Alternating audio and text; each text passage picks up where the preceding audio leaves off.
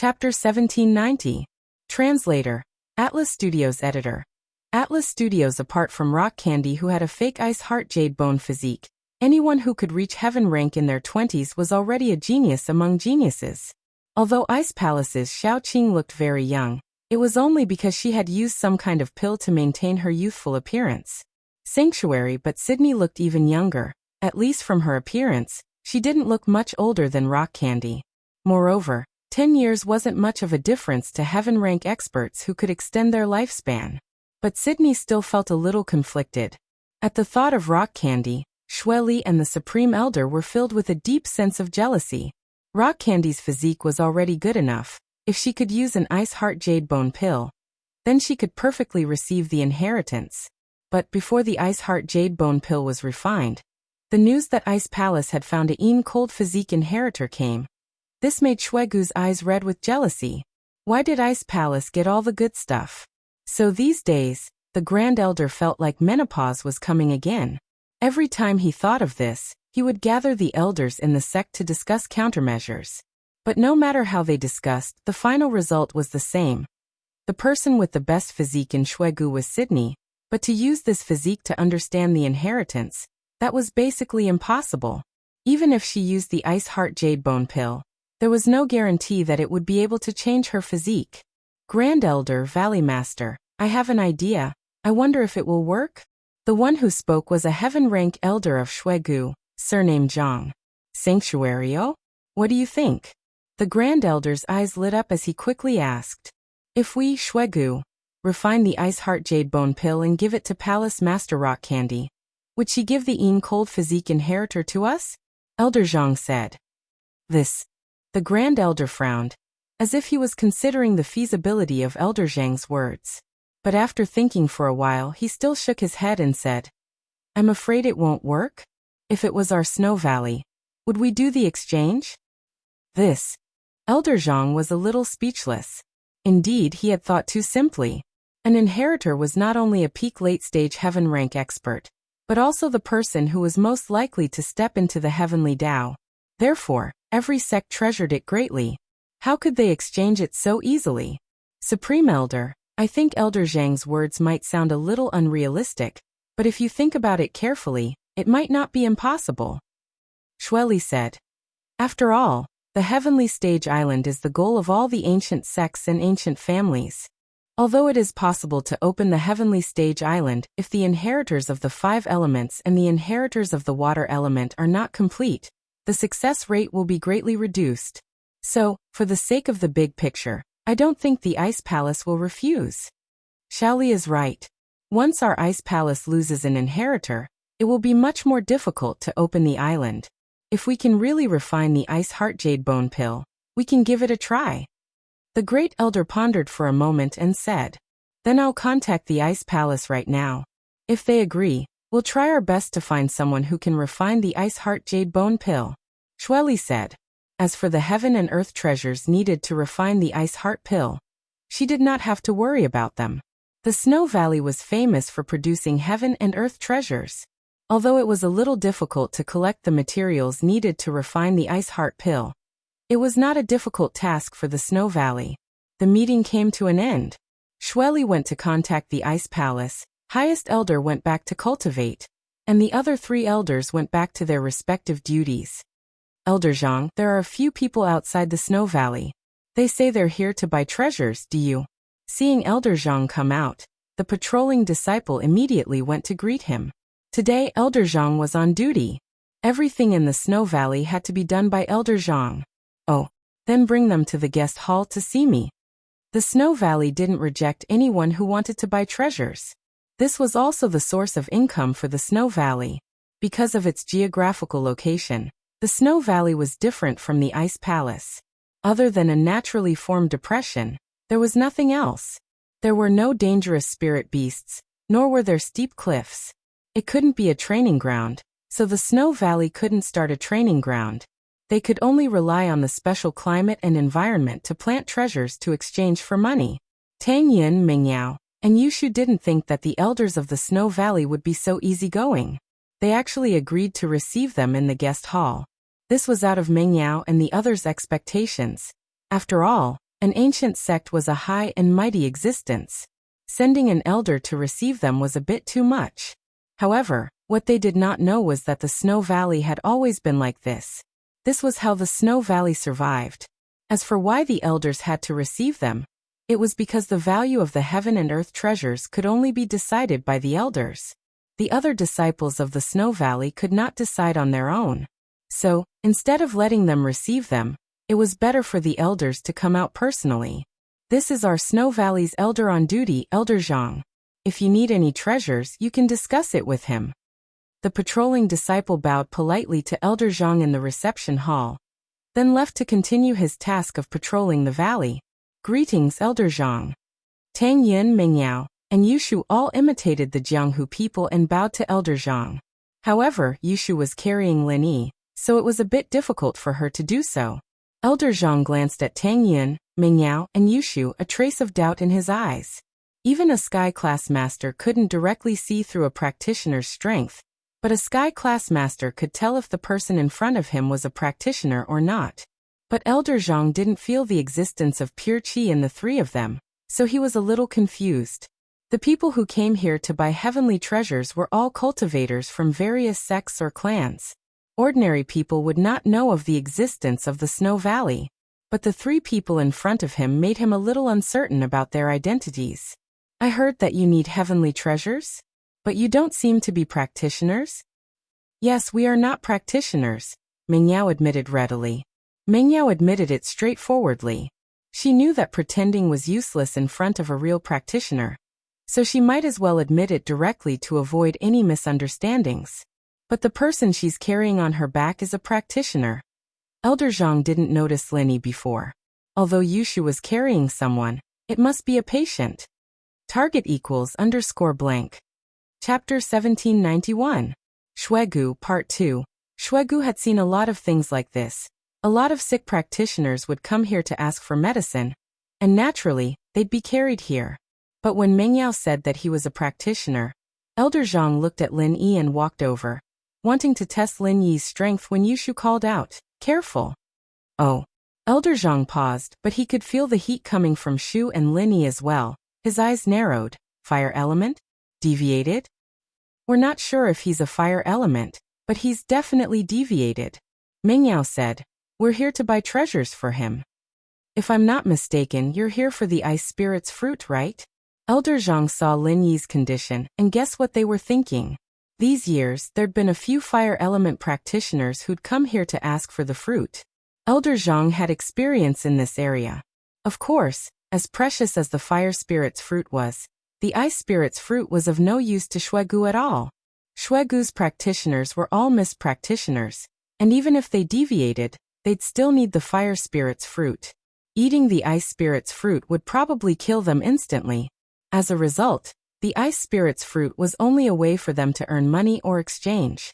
But in terms of value, naturally it wasn't cheap. The few fruits they'd traded earlier had all brought them even more valuable treasures. Elder Zhang's eyes are sharp. We're here for the ice spirit's fruit. The miss had never thought that there'd be a day where she'd flatter someone. But she said it so naturally, as if it was only natural for Lin Yi. Even she was surprised. I wonder what heavenly materials and earthly treasures you would like to offer in exchange. Elder Zhang said, the ice spirit fruit is a special product of the Snow Valley.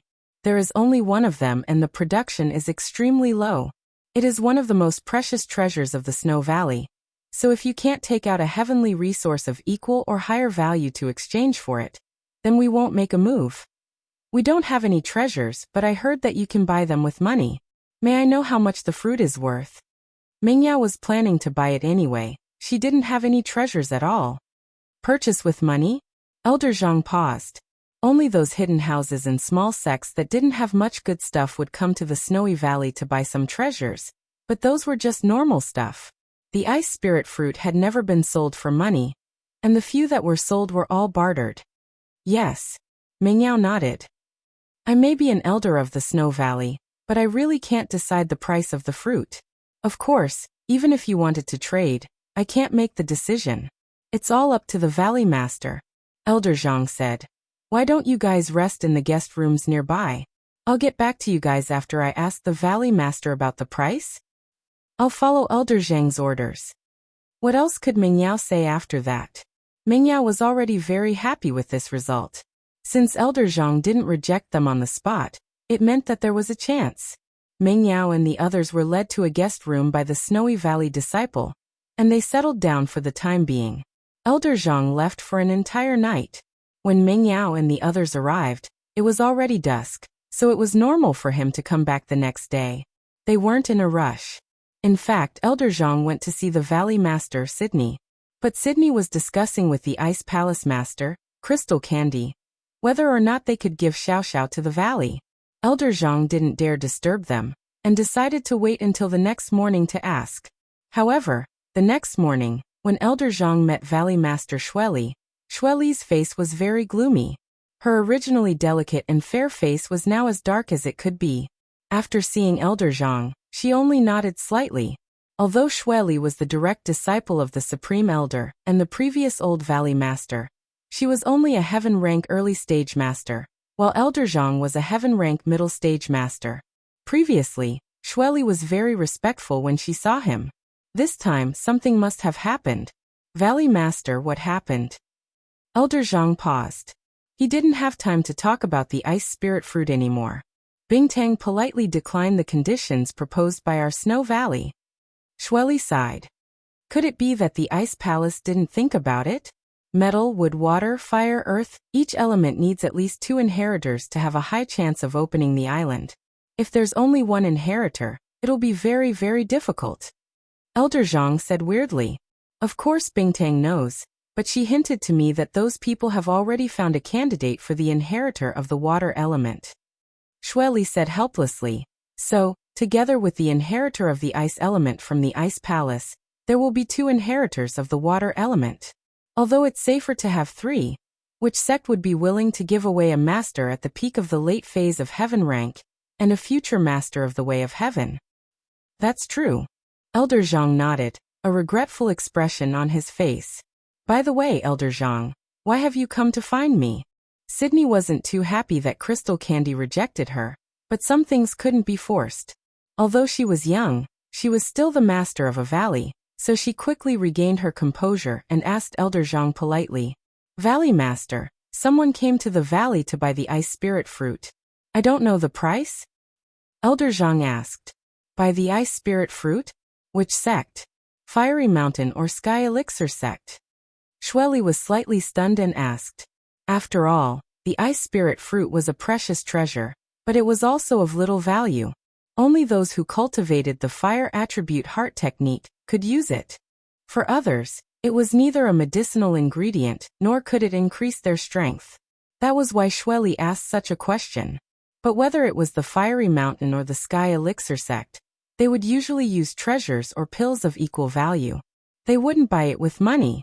Only those hidden families and small sects would buy it with money. None of them. None of the 3 girls are cultivators. The only cultivator is a young man. He seems to be cultivating in the Extreme Young Heart Sutra, and has gone berserk. I don't know who taught him to come here to ask for medicine. Target =_blank. Chapter 1792. 1 billion. Sydney nodded. She didn't care where these people came from. The valley had its own rules, and as long as the price was right, they would sell it to you. 1 billion. Sydney said. That's not too high. Elder Zhang secretly clicked his tongue. For those hidden families and small sects that used money to buy treasures, the most expensive things they bought were only a few tens of millions. And even hundreds of millions were already quite amazing. But one ice spirit fruit actually asked for 1 billion. But thinking about it, it was not much. The Heavenly Elixir sect had promised to exchange the Ice Heart Jade Bone Pill for 2 ice spirit fruits. However, Xueli's physique could not be changed by a single Ice Heart Jade Bone Pill. If there was a marrow and bone remodeling pill and an Ice Heart Jade Bone Pill, there was hope to change her physique to the Ice Heart Jade Bone physique. However, the marrow and bone remodeling pill was something that only existed in legends. The Sky Elixir sect practiced fire arts, and when they used fire to make pills, it was easy for them to go crazy. The ice spirit fruit was a necessity. Of course, perhaps it was because the valley had something that the Sky Elixir sect needed. Or maybe it was because of the arts they practiced, but the Sky Elixir Sect's young master didn't ask for Sydney's hand in marriage. This saved Sydney a lot of trouble.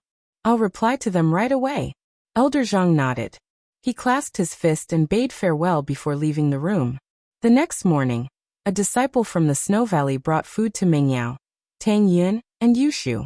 It was light and simple, but one could see that the Snow Valley was very polite to the customers who came here to trade or buy treasures. Of course, this was also because these people could bring benefits to the valley. If they didn't have any treasures or money, they'd be kicked out a long time ago. Elder Zhang was a man with eyes. One look was enough to tell that Lin Yi was a practitioner who'd gone mad, and Mingyao, on the other hand, had the temperament of a girl from a respectable family. Someone like that had to be rich. After breakfast, Mingyao didn't expect Elder Zhang to be here so soon. She stood up respectfully. After all, she was here to ask for help. Everyone, Valley Master Shui has already replied. The Ice Spirit Holy Fruit is worth 1 billion. If you want to buy it, you can pay now. Elder Zhang said. 1 billion. Mingyao's eyes were wide open. Even a rich girl like her couldn't close her mouth from the shock. Although she didn't know how much money her family had, she could definitely afford 1 or 200 million, but 1 billion. Elder Zhang himself was shocked by the price as well. He wasn't surprised by the reaction of Mingyao and the others. Ladies and gentlemen, this is the price the Valley Master has quoted. If you can't accept it, then I'm sorry, but please leave. Wait, let's raise some funds. Mingyao naturally couldn't just leave. 1 billion was an astronomical number to her. But she had to try no matter what. Of course. Elder Zhang nodded. Then I won't bother you guys any longer. If you have the funds, you can have the disciples on duty contact me. With that, Elder Zhang left, leaving Tang Yin, who was still in a daze. 1 billion? Her mother had been so happy when she'd gotten 100 million back at House Tang.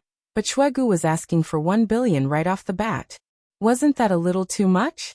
But looking at Mingyao's expression, it seemed like she was willing to buy it for 1 billion. This touched Tang Yun's heart. She didn't really understand Mingyao's feelings, but Mingyao treated Lin Yi very well. Yao Yao. This 1 billion. Tang Yun's face was filled with helplessness. My family can only afford 100 million. I'll talk to my dad and see how much he has. Mingyao nodded. 1 billion is a big number, but judging from Elder Zhang's tone, there doesn't seem to be any room for negotiation. We'll have to try our best. Peng Zhan had been immersed in his own narcissism for the past few days, fantasizing about how Peng Zhan Industries could double its assets and become one of the largest corporations in the country. This was his lifelong dream, but it seemed that the dream wasn't that far off at the current rate of making money. His phone rang and Peng Zhan picked it up. It was his daughter's number. He couldn't help but smile. Yao Yao, how are you doing at Star West Village? Mingyao was silent. She didn't tell Peng Zhan about what happened to Lin Yi, but now she had to tell him the truth. Dad, something happened to Lin Yi. What? Something happened to Lin Yi? Peng Zhan paused. What happened to him? He went berserk during his training, and now his whole body is heating up. He's like a furnace. Mingyao explained Lin Yi's situation. We need a medicine to solve his problem, but they asked for 1 billion. 1 billion? Peng Zhan frowned. He was shocked by the number. He'd made quite a lot of money recently, but this was an astronomical number. That much? Yeah. Dad, can you take it out? This is Lin Yi's life-saving money. We can't waste any time. Mingyao knew that she'd put her father in a difficult position, but she said it with determination. Yao Yao, don't worry. 1 billion, right? I'll think of something for you. Peng Zhan's importance to Lin Yi wasn't any less than Mingyao's. He'd picked up some clues from the phone call he'd had with his father, and so he didn't need to contact his father this time. He'd decided that he had to save Lin Yi first, no matter what. That's good. Mingyao let out a breath of relief upon hearing that. Yao Yao, wait for my call. I'll help you get the money. Peng Zhan said. As profitable as in Mingyue's plan was, Peng Zhan had no choice but to withdraw a portion of his funds for Lin Yi's sake. As a result, Peng Zhan called in Mingyue immediately after hanging up. Peng Zhan, bro? Why are you calling me again? Didn't I tell you about the results of the battle? You're not in such a hurry, are you? And Mingyue asked with a smile on his face, but he was laughing coldly in his heart. You're going to be a pauper soon. Calling you Pengzhan bro is already an honor. Hashtag. Chapter 1793. Withdrawal. Mingyue bro, it's like this. Something happened to my family. Can you see if you can withdraw the 1 billion first?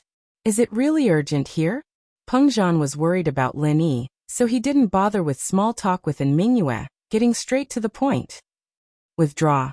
And Mingyue paused, not expecting Pengzhan to withdraw his investment at this time.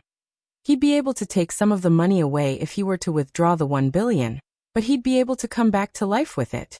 Pengzhan was a veteran in the business world, and it was all thanks to the hypnotist that he'd lost his mind.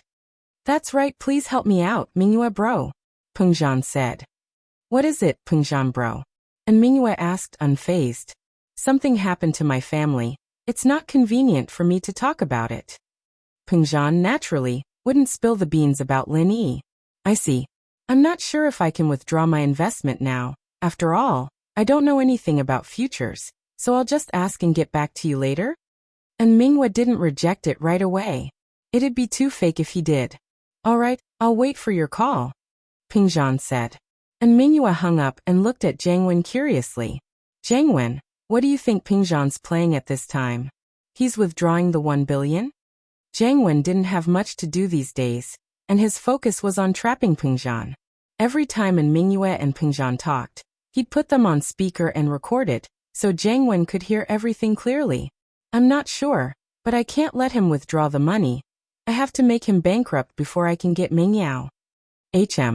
But wouldn't Pengzhan suspect something if we don't give it to him? And Mingyue said worriedly. Even if you give him the 1 billion, can't you get the hypnotist to tell Pengzhan to marry Mingyao to you? What's the point? The key is that Mingyao herself has to be willing. With Lin Yi and Yushu, those two bastards, there's no point in Pengzhan agreeing to it. Jiang Wen shook his head. Then, what about hypnotizing Mingyao? And Mingyue asked. Hypnosis is only temporary.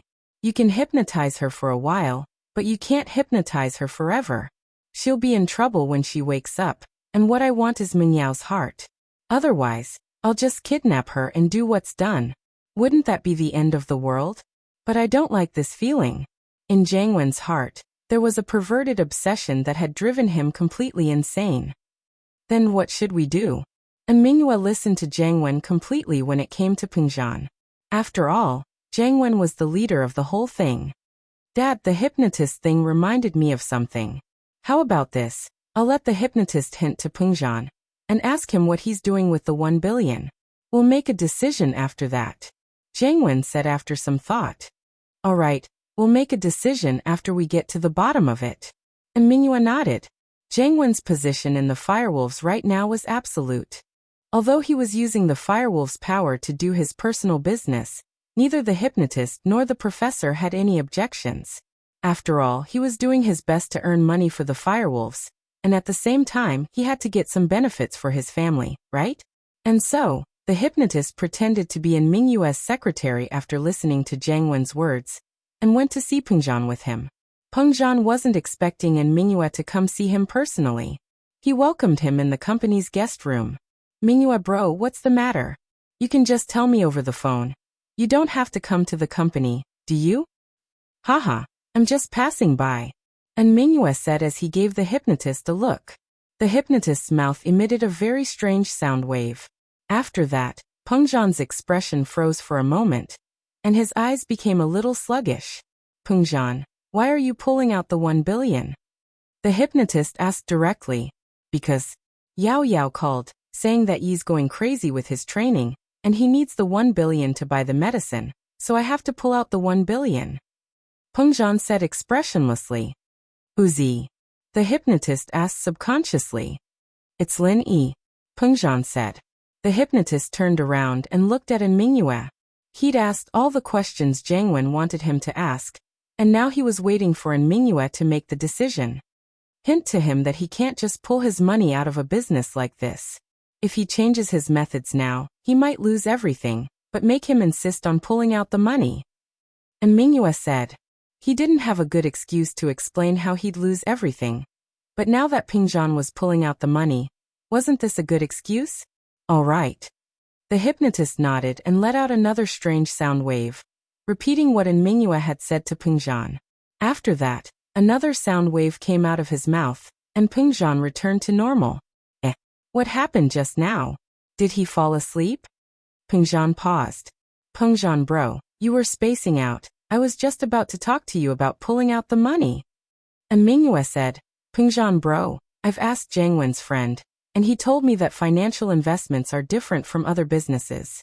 If he were to pull out the money now, it might affect the whole plan, and he might lose everything. Why's that? Pengzhan paused. I'm not too sure myself, but it's probably the same principle as being a banker in a stock market. I don't know the specifics either. And Mingyue said, a financial genius like him must be doing things differently from others. Otherwise he wouldn't be able to make so much money. I see. Pengzhan was a veteran in the business world, but he'd never been involved in financial investments before. He only had a general idea of how stocks and futures worked, but he didn't know much about the more complicated ones. He was a little hesitant after hearing Mingyue's words, but there was a voice in the depths of his heart that kept urging him to pull out the money, even if it meant a loss. He had to pull out the money. And so, under the urging and hinting, Pengzhan said, Mingyue bro, help me talk to that person, he has to pull out the money. Alright, but it's very easy for things to go wrong, if something were to go wrong. And Mingyue said innocently with a shrug. Chapter 1794. Lose all one's capital.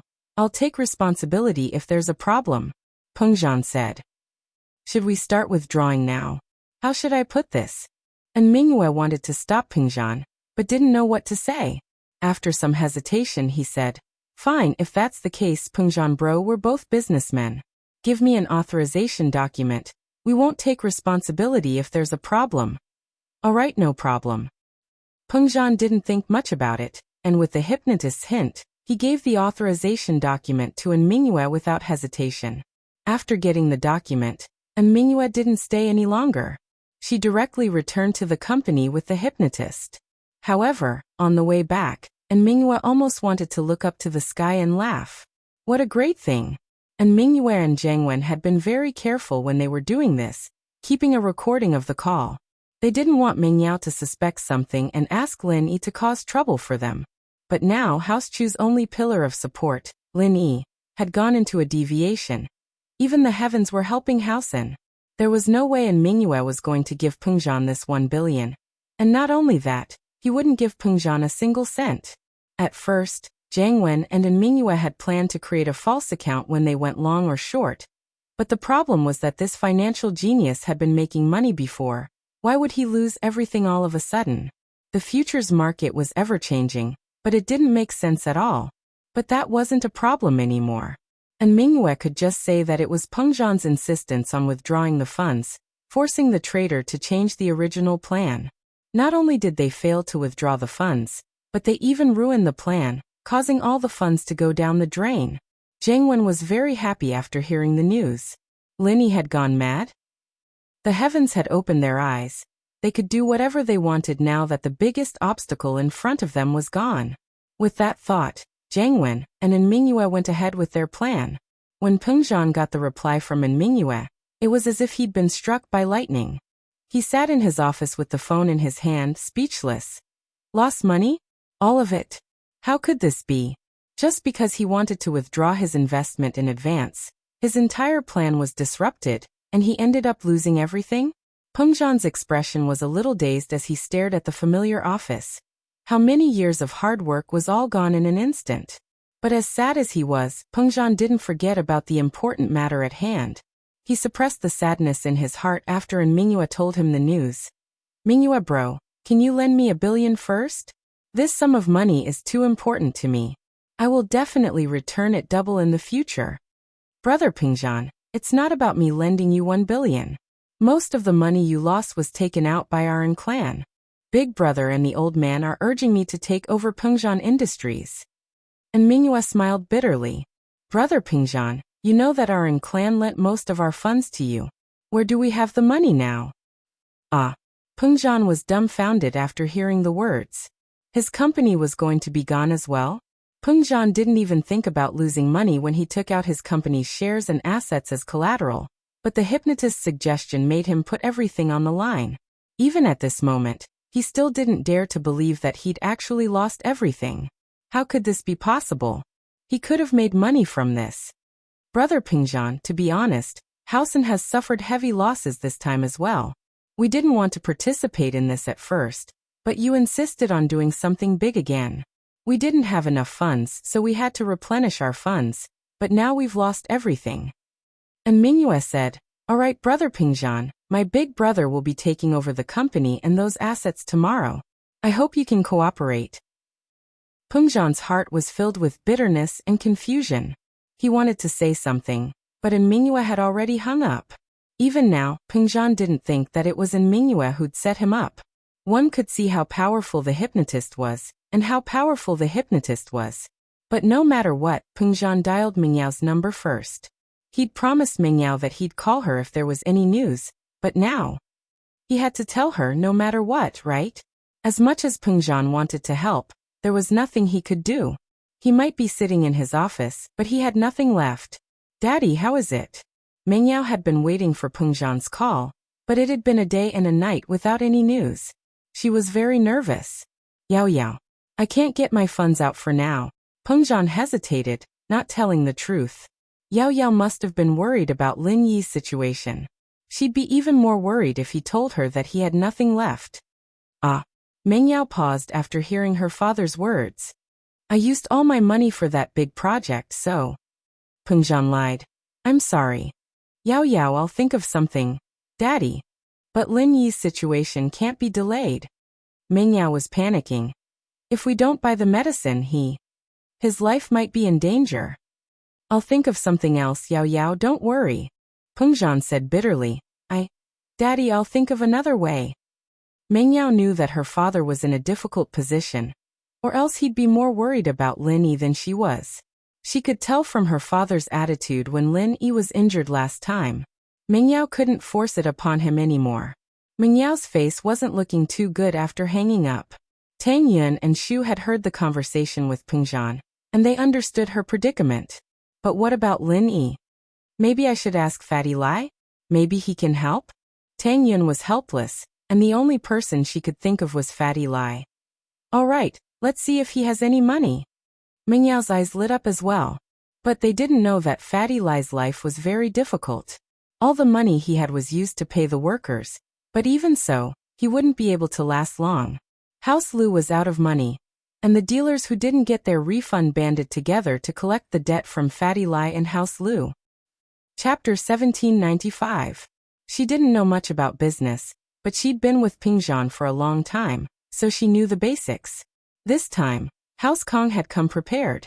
They must have a master guiding them to be able to release so many new medicines in such a short time. Unless Lin Yi or Lin Dongfang were there, it was impossible for them to take down Dr. Kang's medical group with just a few formulas. You had it, and so did they. You didn't have an absolute advantage. Even if you sold the same things at the same price as them, you still wouldn't be able to win against Dr. Kang's brand. That's true, and Fatty Lai doesn't seem to have any money at all. He doesn't have any starting capital, so it's useless to just have the formulas. Tang Yin sighed. She wanted to borrow money from Bingtang the most, but how would she get in touch with her?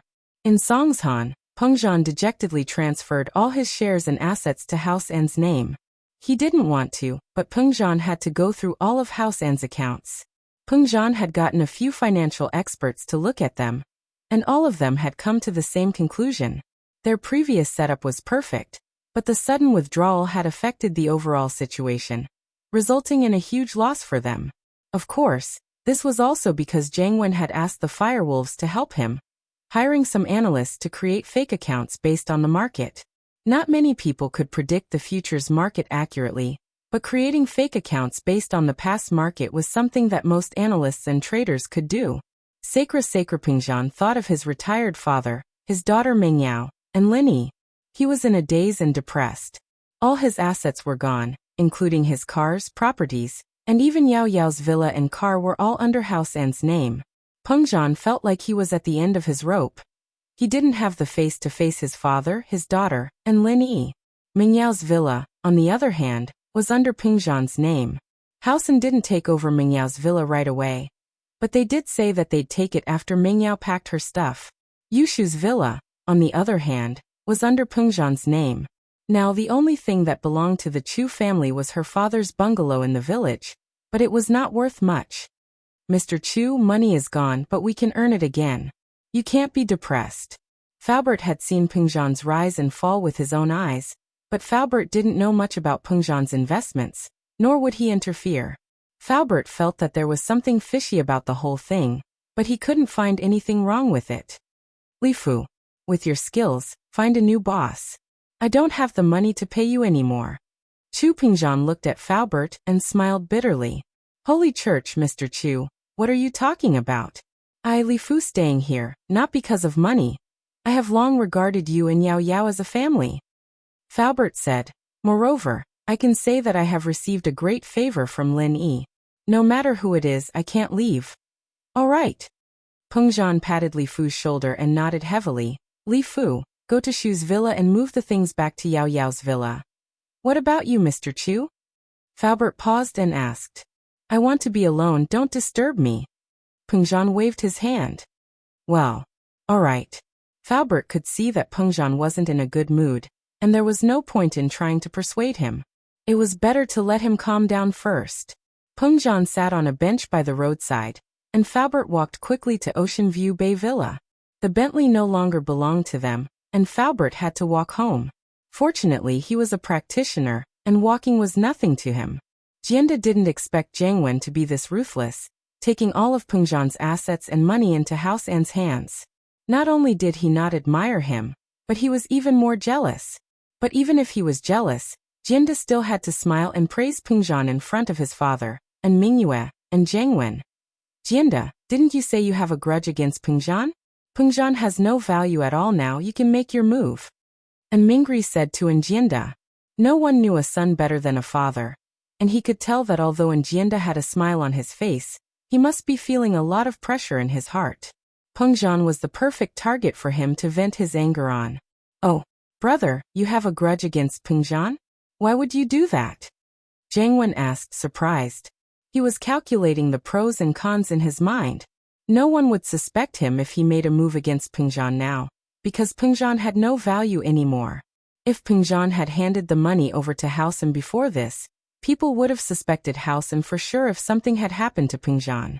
Haha, big bro, this business isn't as big as yours. It's just a small business, and I had some bad blood with him before. Jianda said with a fake smile. I wanted to make a move against him before, but I let him go when I heard that you were scamming money for Housen. I see. Then, big bro, do you need my help? Jiang Wen had an idea. If something happened to Pingzhan now, wouldn't Mingyao have no one to rely on? Plus, Lin Yi's condition was unknown, and Jiang Wen would be Mingyao's only support. Otherwise, how was Mingyao supposed to survive alone? At that thought, he wanted to help Jianda kill Pingzhan. It'd be best if you could help. And Jianda was about to decline when he remembered the hypnotist beside Jiang Wen. I've prepared a car accident for Pingzhan, and I've already found a scapegoat. But if the hypnotist could hint to Pingzhan to commit suicide, we wouldn't have to bear too much responsibility. That'd be great. And Jianda was about to decline when he remembered the hypnotist beside Jiang Wen. No problem. Jiang Wen agreed. I'll arrange for him to go with you right now. Pingzhan sat on a bench by the roadside. There were a few times he wanted to contact his father and tell him about his troubles, but he was afraid that the old man wouldn't be able to handle it. His company had become someone else's in the blink of an eye, and no one would feel good about that. His daughter, on the other hand, was in desperate need of money for Lin Yi's medicine. How was he supposed to explain this to her? Pingzhan hated himself. Why was he so obsessed? And Mingyue had told him to stop while he was ahead. Why was he still so greedy? Chapter 1796. Chapter 1808.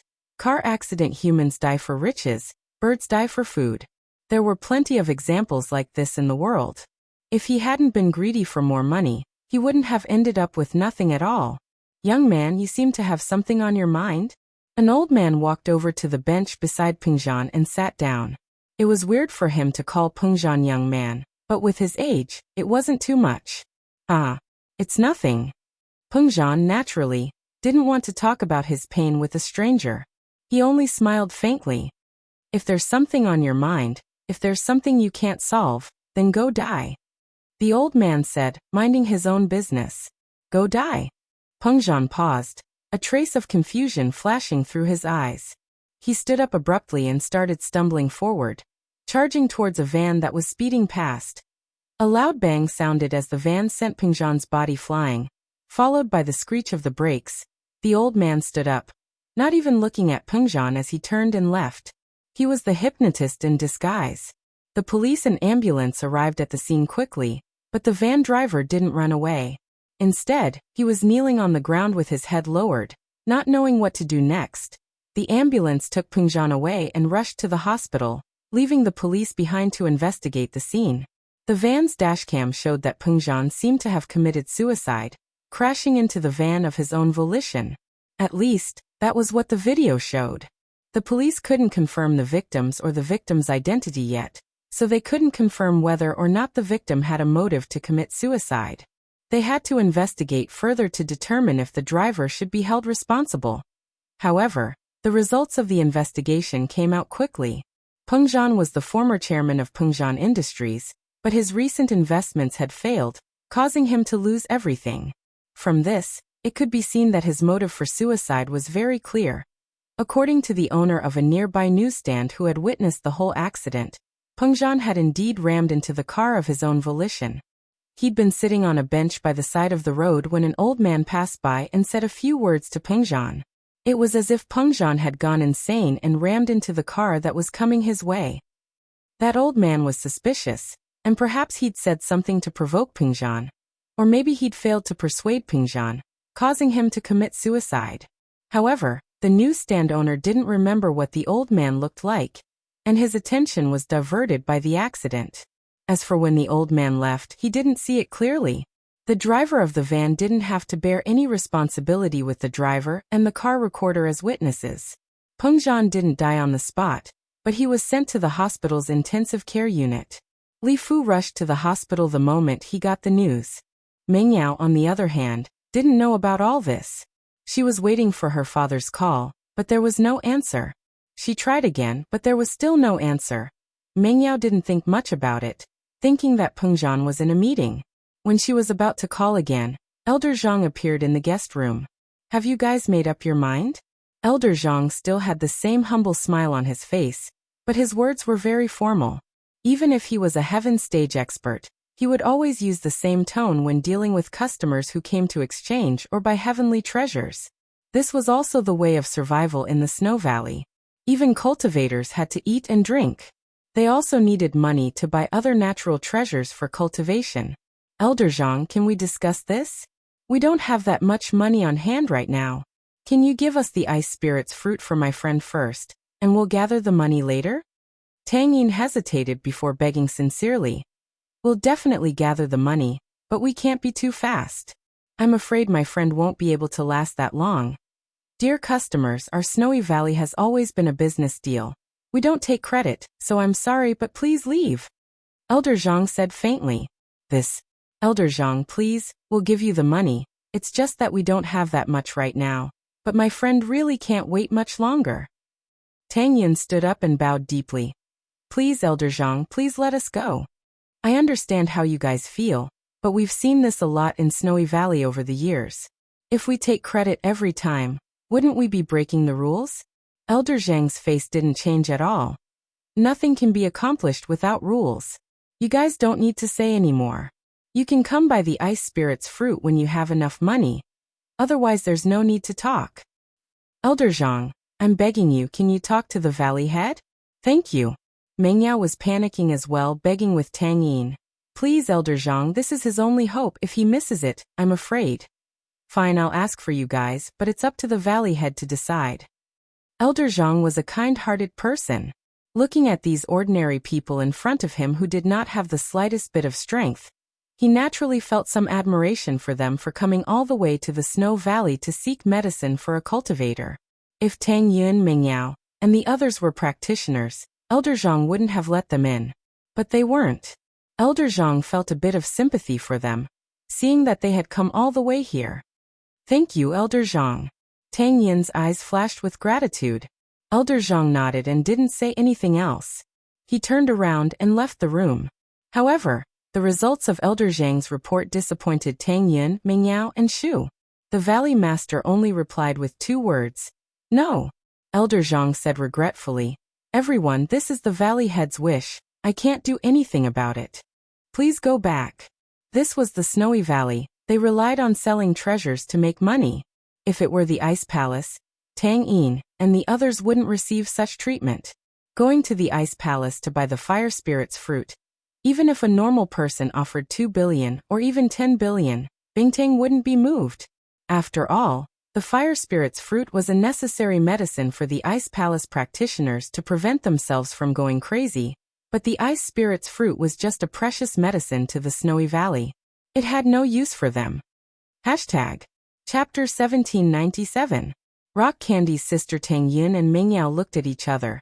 They could see the sadness in each other's eyes, but Tang Yin still didn't want to give up. If she really left like this, then Lenny would be in danger.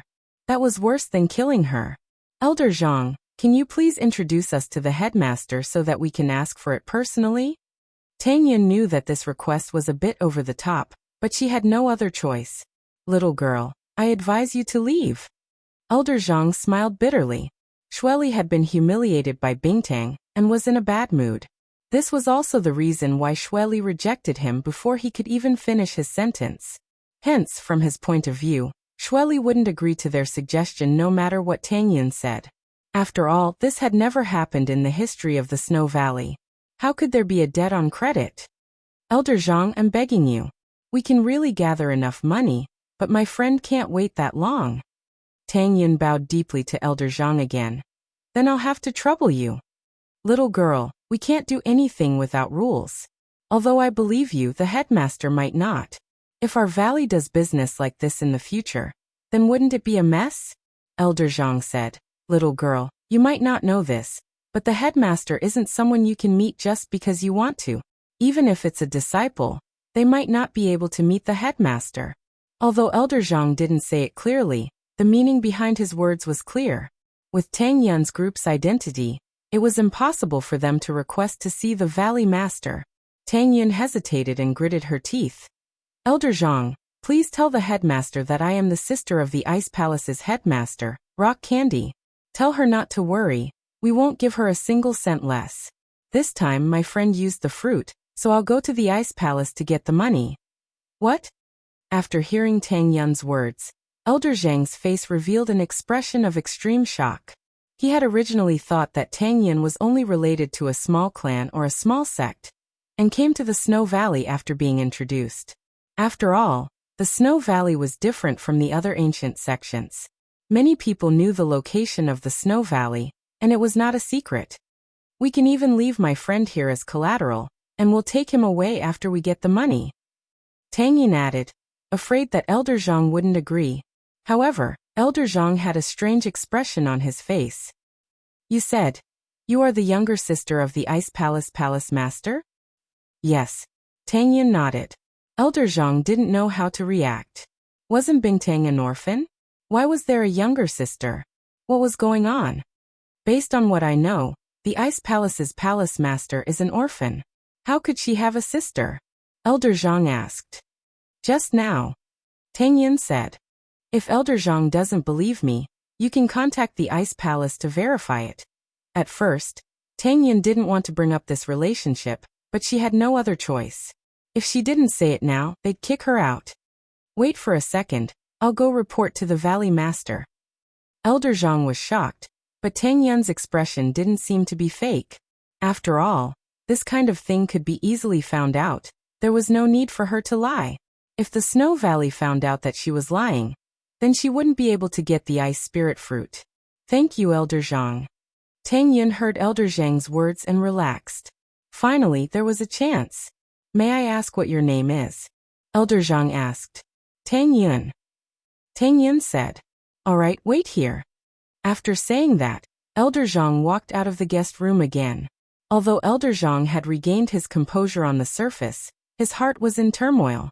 These ordinary people were related to the palace master of the Ice Palace, Rock Candy?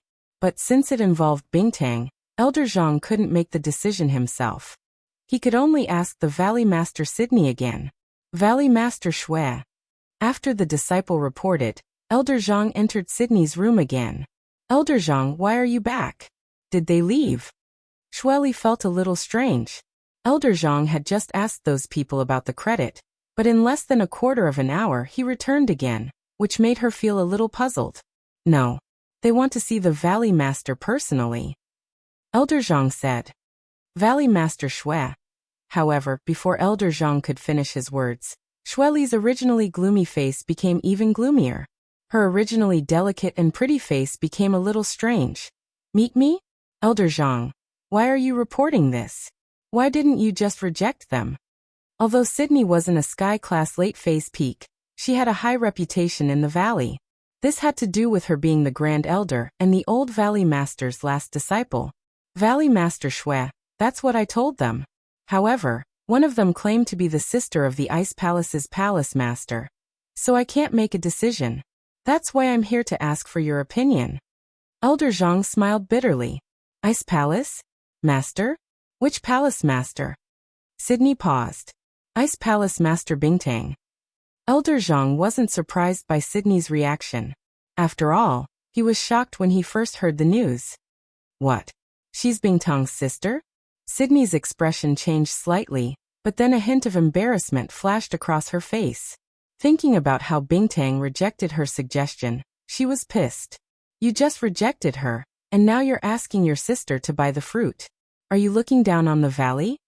Yes, so Valley Master, it's better for you to meet her personally. Elder Zhang smiled bitterly. After all, we're from the same lineage as the Ice Palace. From the same lineage. If Bingtang really saw the same lineage, why would she reject our suggestion? Although Sydney was the Valley Master, she was still young. She wasn't as mature as the elders. Let them go. Don't make me angry if they stay here. Yes. I'll send them away now. Elder Zhang smiled bitterly. Sydney was venting her anger on Bingtang's sister. It would have been better if he didn't mention their relationship. Now that he mentioned it, it made Sydney even angrier. Wait! A voice was heard. Before the person arrived, the voice reached them first. Then, a figure floated over and appeared in front of Shui and Elder Zhang. However, when they saw who it was, Sydney and Elder Zhang's expression turned serious. They cupped their fists and bowed. Greetings, Grand Elder. Hashtag. Chapter 1798. She turned and left. What happened? I just passed by and heard that Bingtang's sister is here. The Grand Elder looked at Elder Zhang. Yes, it's like this. Elder Zhang didn't dare to hide anything and told the Grand Elder everything that had happened in detail. Oh, what's her name? The Grand Elder asked. She said her name is Tang Yun, Elder Zhang said. Tang Yun. The Grand Elder's expression changed slightly. Although Bingtang's relationship with the hidden Tang family was a secret among the hidden houses, it wasn't much of a secret among the ancient people. More or less, the Snow Valley had their own information channels. The Grand Elder also knew that Bingtang had some relationship with the hidden Tang family. After all, their whereabouts couldn't be hidden from the Snowy Valley. If the person's surname was Tang, then she might really be Bingtang's sister. Shaoli, Elder Zhang, come with me to meet the sister of the Ice Palace Master. The Grand Elder said. Grand Elder, Bingtang just rejected our proposal. Why should we give her face? Sydney looked at the Grand Elder confusedly. Shaoli, do you think that I'm giving her face? The Grand Elder said faintly. Bingtang is also a sky-class late-phase peak, but her cultivation is weaker than mine. Why would I be afraid of her? Then you are. Sydney didn't understand, and so did Elder Li. One had to know that the Great Elder usually did not receive guests. Even if the envoys of other ancient sects or ancient families came here, the Great Elder would not show himself. Only if the sect master of a sect personally came to the Snow Valley would the Great Elder appear. But today, for Bingtang's sister, the Grand Elder was going to greet her personally. It was unbelievable. Shaoli, why did you contact Bingtang? The Grand Elder asked. Is it because of the inheritor? Sydney wasn't stupid. After the Grand Elder's reminder, She realized something and her eyes flashed with joy. Grand Elder, you mean? That's right. Since Rock Candy has a fake ice heart jade bone constitution, could her sister also have the same constitution? The Grand Elder nodded his head and said, if her sister also has the same constitution, then as long as we take her in and refine an ice heart jade bone pill for her, we can solve the troubles of our Snow Valley for many years. All right, let's go take a look. Shueli was a little excited, and her face was abnormally flushed. However, the coldness in her body was also raised to the extreme along with the fluctuation of her mood. The whole room was like a world of ice and snow. In an instant, the furniture in the room was covered with a layer of frost. Fortunately, Elder Lee and Grand Elder both cultivated the same ice attribute mental cultivation method, so they were not affected much. If it were an ordinary person, they would have long frozen to death. Little Lee, how many times have I told you that cultivating the Heartless spell is to cultivate your mind? Only by maintaining a cold heart can you go further in the martial arts. You get angry easily, so it's not easy to cultivate your mind. Not being happy with material things and not being sad for yourself is the highest state of the cold heart. Little Lee was a little embarrassed. She lowered her head in front of the Grand Elder on the stage like a child. Sorry, Grand Elder, I got angry. Forget it. Who hasn't been young before? The Grand Elder shook her head helplessly.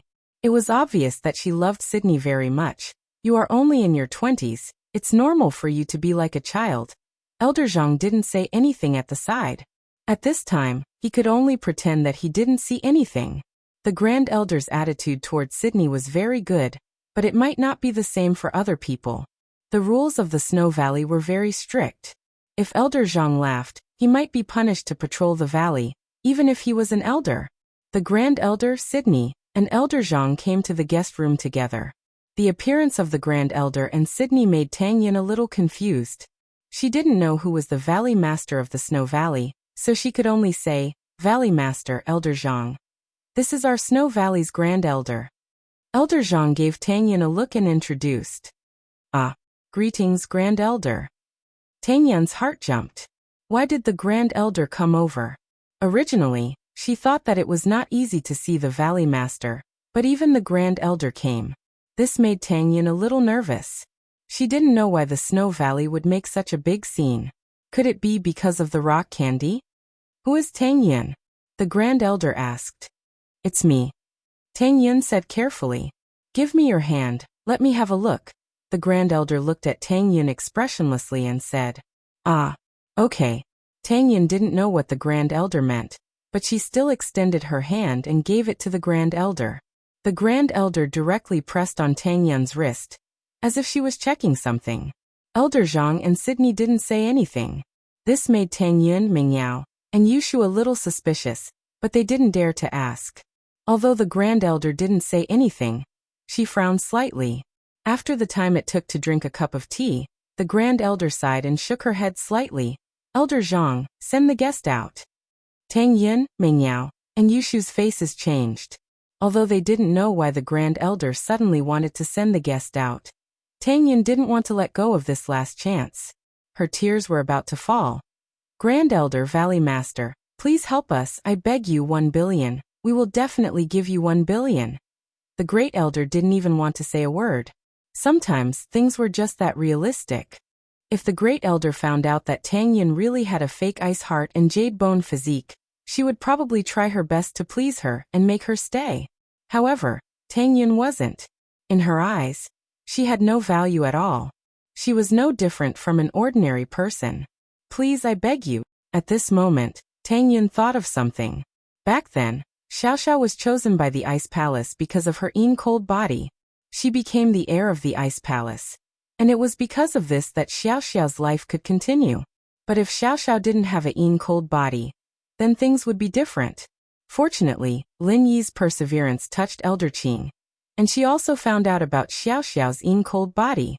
Before, the Grand Elder was probably testing her body, but Tang Yin naturally knew that she didn't have a cold body. She didn't have an ice heart and jade bones, even a fake one like Bingtang didn't have one. Otherwise, Bingtang would have found it long ago, and the Grand Elder wouldn't have had to check. #target=_blank. Chapter 1799. Her hair and eyelashes were covered in ice crystals and snowflakes, but Tang Yun didn't move at all. She knelt in front of the entrance. She believed that her sincerity would move the Grand Elder and the Valley Master. Yun sis. Are you alright? Yushu would get out of the car every once in a while to check on Tang Yun. She was afraid that Tang Yun would freeze to death. Normal people wouldn't be able to endure this cold weather. I'm fine. Tang Yun's voice was weak, but firm. Oh, it's so cold. Can you take it? Shu asked hesitantly. It's fine, I told you that I'm quite cold resistant. I used to live in a bungalow, and it was cold in the winter too, haha. Tang Yun smiled bitterly. She was indeed freezing, and her body was stiff. Kneeling for so long was something normal people wouldn't be able to take. Even if Tang Yun was cold resistant, how could she relax in this kind of weather? Shu, on the other hand, couldn't take it anymore. Yun sis, I'll be going back then. Take care of yourself. We'll think of something else if you can't handle it. Linny said with a smile on his face. Alright Yun sis. Okay. Tang Yun gritted her teeth and took a deep breath. Linny, I can do it. I've never been able to do anything for you, but this time, I can proudly tell you that I'm a strong girl. Yushu went back to the car and saw Ming Yao's wet eyes. Yao sis, do you think Yun sis will freeze to death if she keeps this up? Don't jinx it, St. Hall. Sanctuary. Ming Yao glared at Shu. Shu quickly covered her mouth and changed her words. No, Prophet Shu needs to make a new prophecy. Not only can Yun sis not freeze to death, she'll freeze even more. Ming Yao didn't know what to say. Freeze even more? What kind of logic was that? In the snowy valley, Elder Zhang heard the disciples' report and sighed helplessly. He was this month's class elder, so he was in charge of everything in the valley. He knew Tang Yun's situation like the back of his hand. Although Elder Zhang didn't order the patrolling disciples to chase Tang Yun and the others away, he still couldn't help but worry. He hesitated for a moment and walked towards the Grand Elder's room. Coincidentally, Sydney was also in the Grand Supreme Elder's room. Elder Zhang hurriedly greeted them one by one. Elder Zhang, what brings you here to this old lady? The Great Elder nodded and asked. Since Elder Zhang was here, he was naturally looking for her, the Great Elder, and not for Sydney. Grand Supreme Elder, that Tang Yun is still kneeling at the entrance of the snowy valley. Elder Zhang said and hesitated. No matter what, she's the sister of the Ice Palace's Palace Master Bingtang. If something happens to her in the Snowy Valley, then the Snowy Valley won't be able to escape the blame, right? Elder Zhang, you're the class elder, you're in charge of patrolling the Snowy Valley. Since you saw her there, why didn't you let her leave? The Grand Supreme Elder asked back. This. Elder Zhang's face reddened. He was kind-hearted and saw that these children weren't easy to deal with. He wanted to help them, so he told the Grand Supreme Elder about it. He didn't expect the Grand Supreme Elder to see through his intentions. However, Elder Zhang still said, Grand Supreme Elder, she's kneeling outside the mountain gate. Strictly speaking, that place isn't the Snowy Valley's territory. Also, according to the rules of the Snowy Valley, we can't attack ordinary people. Tang Yun isn't a practitioner, so I can't force her away. If that's the case, you already said that that place isn't the Snowy Valley's territory. If an ordinary person wants to commit suicide there, what does that have to do with the Snowy Valley? The Grand Supreme Elder said coldly, when she freezes to death, then you can come and report to me. Yes, then I'll go do my work first. Elder Zhang smiled helplessly and turned to leave. After Elder Zhang left, Sydney frowned and said, Grand Supreme Elder, although Bingtang rejected our suggestion, if her sister really freezes to death here, wouldn't that be inappropriate? She's not an idiot. Since she's here to save people, how could she lose her life? The Grand Supreme Elder said faintly. It's rare for an ordinary person to last one day and one night. But just watch, if she really doesn't want to die, she'll leave tomorrow. But if she really wants to die and doesn't leave by tomorrow, then I'll send her away. Yes. Sydney nodded. The next day, Tang Yun was still kneeling in the snow. She only drank some water and ate some biscuits to replenish her energy, but she still knelt there. Tang Yun's endurance surprised Ming Yao and Yushu. If it was a normal person, Wouldn't they turn into a popsicle after being frozen for 1 day and 2 nights? Although Tang Yun was in some pain, it didn't seem to be a big deal. That's amazing. Yushu just gave Tang Yun some biscuits and water, and went back to the car amazed. Yun sis really didn't die. Prophet Shu's prophecy worked. Amazing?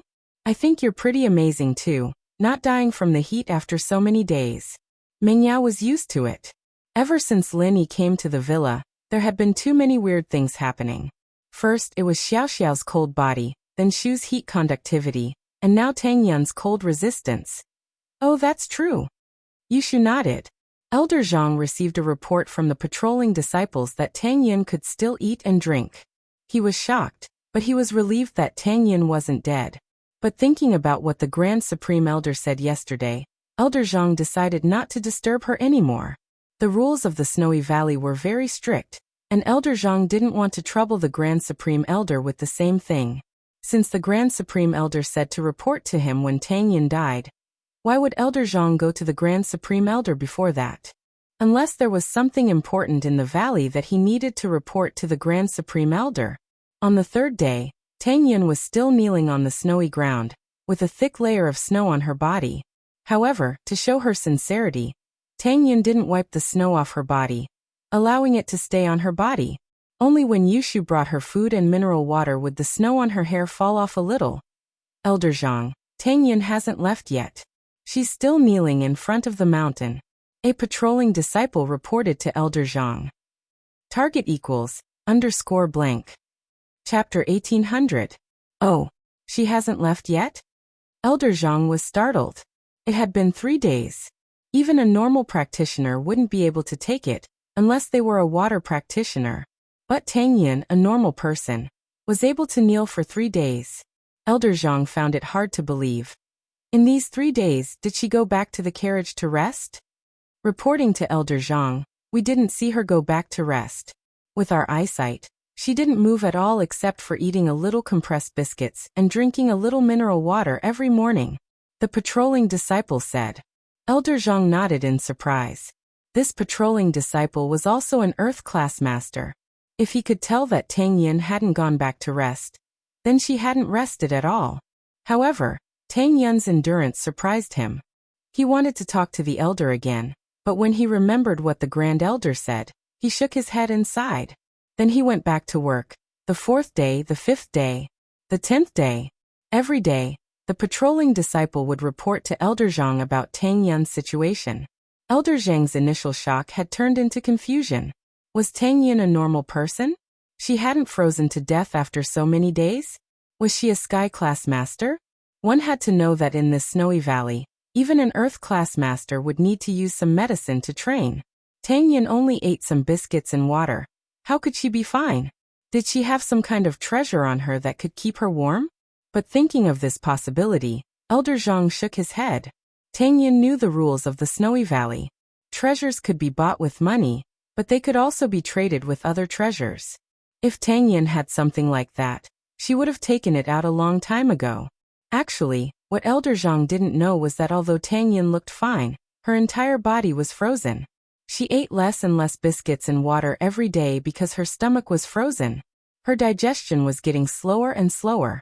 Until this morning, Tang Yun didn't eat anything because she wasn't hungry anymore. Mingyao's face showed deep worry. Tang Yun's situation was getting worse and worse. It looked like Tang Yun could hold on, but as time went on, Tang Yun seemed to be at the end of the road. She could die at any time. But no matter how hard she and Yushu tried to persuade her, Tang Yin insisted on kneeling there, not moving at all. Sai, could it be that the people of Snow Valley all have hearts of stone? Mingyao wasn't just worried about Tang Yin. She was also worried about Lin Yi. Lin Yi's body was getting hotter and hotter. Now there was no need to turn on the heater in the car. The whole car was warmed by Lin Yi's body temperature. But Mingyao knew that if this continued, he would reach his limit even with Shu's help. At that time, even the ice spirit fruit would not be able to suppress the heat inside Lin Yi's body. At that time, it would be too late. Holy Church, persevere, persevere, I must persevere. This was the cry in Tang Yun's heart. She couldn't feel her legs anymore, and she couldn't feel her body. She could only move her hands a little, and she even felt that her thoughts had become rigid. A few days ago, she could still remember all the sweet moments she had with Lenny to cheer herself up, but now she couldn't even think about it anymore. On the 15th day, Tang Yun felt that she couldn't hold on anymore. Yes, she really couldn't. She felt that her vision was getting blurry, and her brain couldn't think like a normal person anymore. Facing Yushu's question, she could only say an N to show that she was still alive. But Tang Yun herself knew that she was probably going to die soon. Was this what it felt like before death? Tang Yun, on the other hand, didn't seem to feel the pain at all. Slowly, her consciousness started to blur, and her entire body started to relax. It was as if the soul had left its shell, and she felt like her body was floating in the air. At this moment, the scene in front of her changed from blurry to clear. Tang Yun was surprised to find that she was standing at the highest point of the valley. At this moment, she was looking down at the entire valley. She was at the center of the valley, with the majestic mountain gate, the steep cliffs, the snowy ground, and the warm sunlight. All of these seemed to form a beautiful picture, and Tang Yun had a strange feeling in her heart, as if she had melded into the picture. Tang Yun took a step forward and slowly walked in the air. The snow fell around her, but it seemed like it didn't touch her at all. Instead, it melted the moment it touched her body. At that moment, Tang Yun felt like she was a goddess. Everything in the valley seemed to be born for her. She reached out her hand, and the snow in front of her turned into a small whirlpool, circling between her white hands as if it was performing something for her, trying to please her. Her stiff body seemed to have disappeared at this moment. She couldn't feel the bone-chilling cold anymore. The snow didn't seem to affect her at all. Instead, the sunlight in the sky gave Tang Yun a warm and comfortable feeling. Was this the last radiance of the setting sun before death? Tang Yun thought about it. Many people would see their soul leave their body before they died, floating far away. That was what the ghost stories said. Many people who were saved from the brink of death felt the same way before they died. But whether it was as comfortable as it was now, Tang Yun wasn't sure. She felt a sense of bliss in her heart, and this feeling grew stronger and stronger as time passed. In a trance, Tang Yun felt that the tall and majestic entrance to the valley suddenly became smaller and smaller, and the cliff on the other side of the valley became nothing in her eyes. At this moment, she seemed to have become the master of this place, the ruler of this place. Even the Grand Elder and the Valley Master. At this moment, Tang Yun's heart didn't have the fear from before. This was a very wonderful feeling. She was no longer that insignificant girl from before, but had become a powerful goddess. Tang Yun reached out her hand again. She could clearly feel that the snow valley's wind and snow seemed to have become part of her. She casually waved her hand, and the wind and snow followed her movements. Chapter 1801. Snowy Valley. Shocked, Tang Yun closed her eyes, enjoying this moment of warmth, this moment of happiness, this moment of beauty. It was said that people would feel happiness at the moment of death. This was probably what it felt like right now, right? Although Tang Yun closed her eyes, she seemed to be able to sense the situation around her. It was as if everything in this snowy valley was clearly in her mind. It was as if she was the valley, and the valley was her. The valley, the snow, the sunlight, they were all a part of her. With a wave of her hand or a step, the wind and snow around her would resonate with her. In the valley, there was an elder meeting. Today was the last day of Elder Zhang's shift. According to the rules, she had to summarize the work of the past month and hand it over to the next elder on duty. In the Snow Valley, there was a system where the elders were on duty. Every elder was on duty for a month to deal with the affairs of the valley. Only when the elders were unable to make a decision would they ask the Valley Master and the Grand Elder. In this way, not only did it reduce the workload of the Valley Master and the elders on the stage, it also allowed them to have enough time to cultivate. It also allowed the other elders who were not on duty to cultivate in peace. Of course, this was also the special situation of the Snow Valley, because the Snow Valley relied on the sale and exchange of heavenly treasures to survive. If it was any other ancient sect, even if the Palace Lord was fully in charge of the sect's affairs, he would not be as busy as the Snow Valley. After all, just like the Ice Palace, they didn't have any contact with the outside world. Even if it was a trial, it would only be held once every few years. Bingtang had to deal with some normal matters, but it didn't affect her training. This is what I've been dealing with for the past month. Speaking up to this point, Elder Zhang changed the topic and said to the Grand Supreme Elder, Grand Supreme Elder, there's one more thing I want to report. Speak. The Grand Elder said. The sect master's sister hasn't left yet. Elder Zhang's face turned strange as he said that. How did Tang Yin survive until now? What? Hasn't left yet? The Grand Elder froze. She said that she would report to her after Tang Yin froze to death, but she was just saying it casually. From her point of view, Tang Yin wouldn't be able to stand the cold for 2 days, and would leave on her own. Elder Zhang didn't report to her, meaning that Tang Yin didn't freeze to death and left. Otherwise, how could a normal person kneel in the snow for more than 10 days? Wouldn't she be dead already? Hearing that Tang Yin was still kneeling in front of the gate, the Grand Elder's expression became strange. She hasn't died yet? No.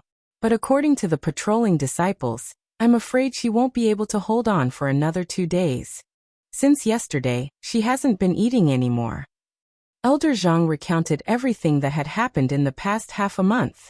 Elder Zhang could only use this opportunity to tell the Grand Elder about Tang Yin's situation.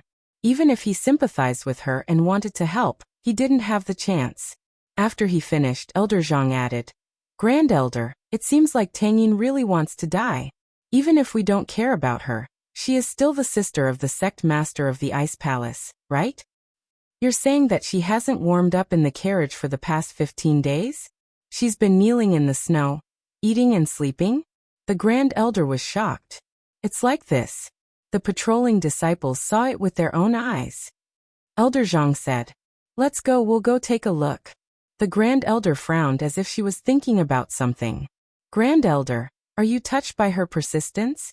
Sydney was surprised. Before, the Grand Elder told her to cultivate her heart, but now she started to sympathize with Tang Yin. Touched? The Grand Elder shook his head. The Grand Elder's answer stunned Elder Zhang, Sydney, and the other elders. If he wasn't touched, then why would he go take a look? Was it really because of rock candy? That he was afraid that Tang Yin would die here? 15 days, don't you think it's weird? The Supreme Elder looked at the puzzled crowd and said, Before you advance to the heaven rank, without taking any energy pills, who could kneel in the snow for 15 days without dying? Everyone shook their heads when they heard the Supreme Elder's words. Before advancing to the heaven rank, even an earth rank powerhouse wouldn't be able to kneel in a world of ice and snow for so long, let alone an ordinary person. Wasn't it like this during the Ice Palace trial? Other than Lin Yi, which of the mystic masters who came to participate in the trial didn't bring enough elixirs? Although energy pills weren't rare, they could replenish energy to fight hunger. Even Yu Bing was the same. Lin Yi was a special case. He had the jade pendant as a source of energy, so he didn't need those pills to maintain his stamina. It was also because of this reason that Aunt Qing and Bingtang thought it was weird. You mean to say her constitution? Elder Zhang's heart skipped a beat as he calmly asked. There's an old saying, something must be wrong. The Grand Elder said, Since you can't do it, how did she do it?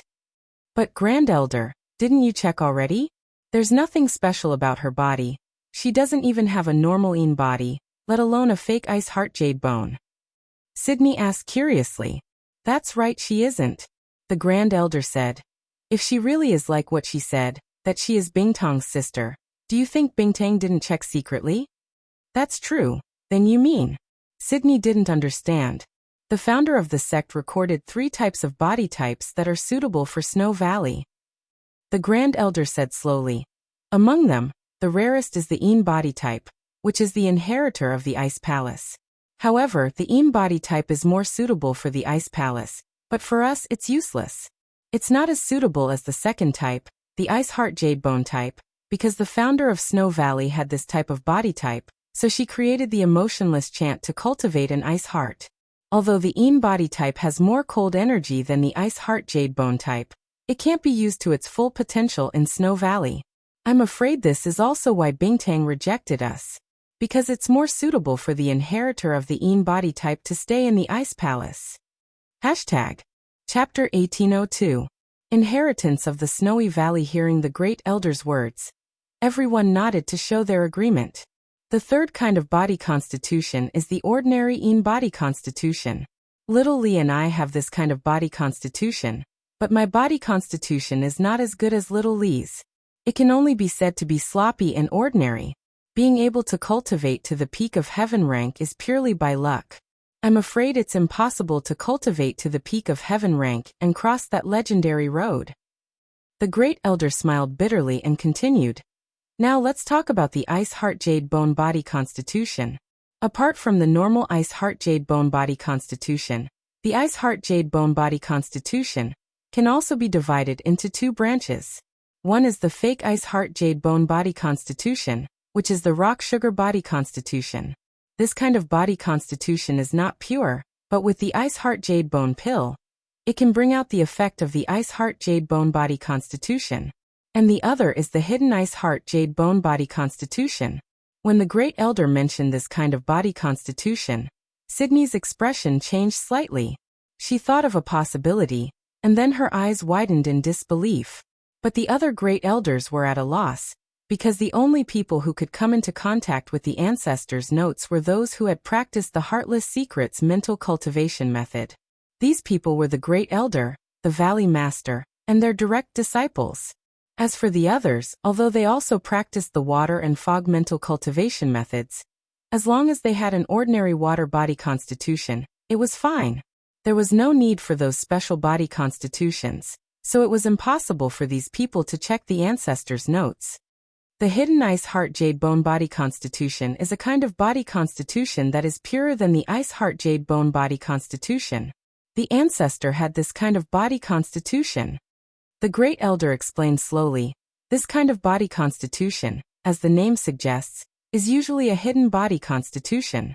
Not to mention us, even the ancestor himself couldn't recognize it. This kind of physique could only be found by chance and not sought. Only after experiencing an extremely cold environment, when the body's potential reached its limit, could it suddenly be released.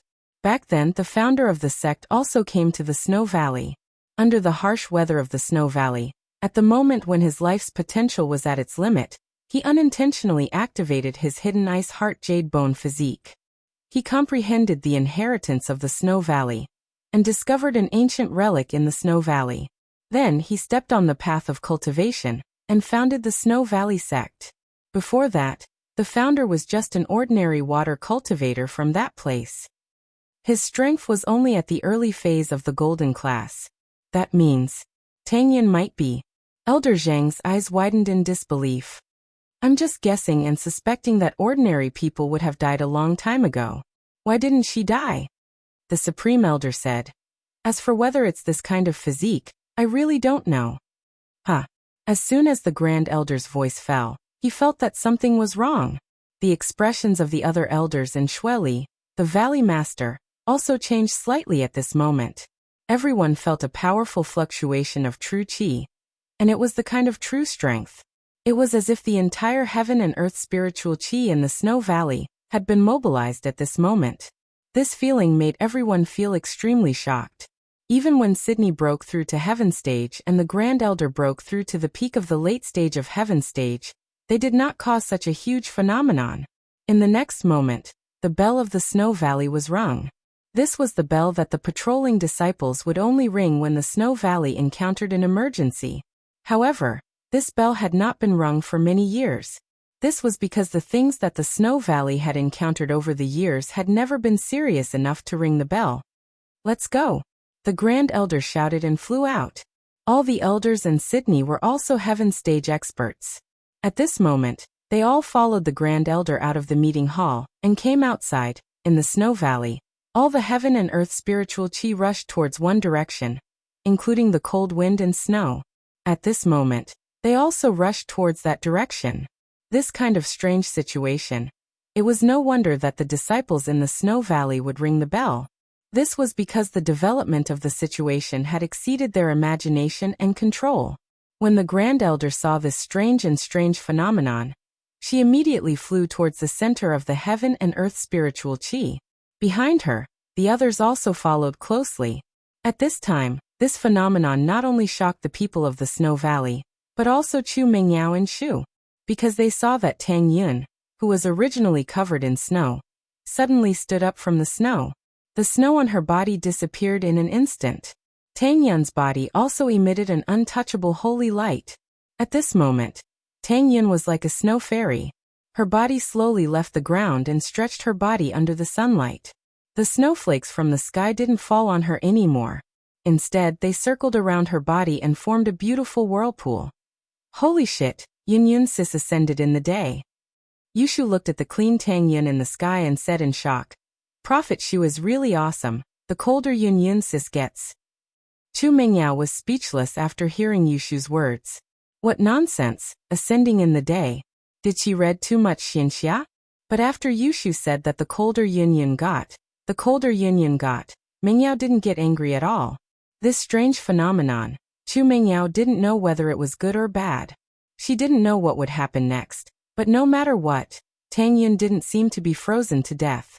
This was what Mingyao was most relieved about. In a blink of an eye, the Grand Elder came to the center of the whirlpool formed by the heaven and earth spiritual qi. She looked at Tang Yun in the sky in shock and said after a while, There's no mistake. There's no mistake. It really is the hidden heart of Ice Jade body. Really. Although Sydney and the elders were also shocked by the scene in front of them, after hearing the Grand Elder's words, there was a trace of joy in their tone. Of course it's true. The Grand Elder nodded. Plus, when she awakened the hidden heart of Ice Jade body, she received the inheritance of the Snow Valley, and understood the essence of the Snow Valley's heaven and earth spiritual qi. She can use the water element's heaven and earth spiritual qi as she pleases. This is the characteristic of the inheritor. Doesn't that mean that our Snow Valley also has an inheritor? Shueli was very excited after hearing this. All this time, the inheritor of the Snow Valley had been the most important thing to her and the elders. Especially after hearing that the Ice Palace had found an inheritor. The Snow Valley was even more anxious. This was why the entire Ice Palace was so shocked and excited.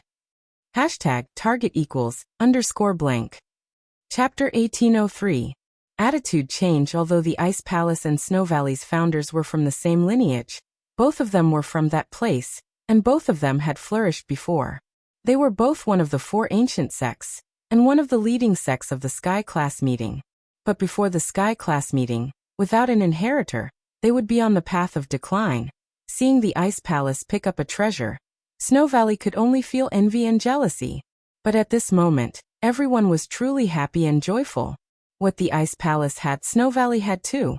Of course, they were too excited, and never considered whether or not Tang Yun would stay and become a part of Snow Valley.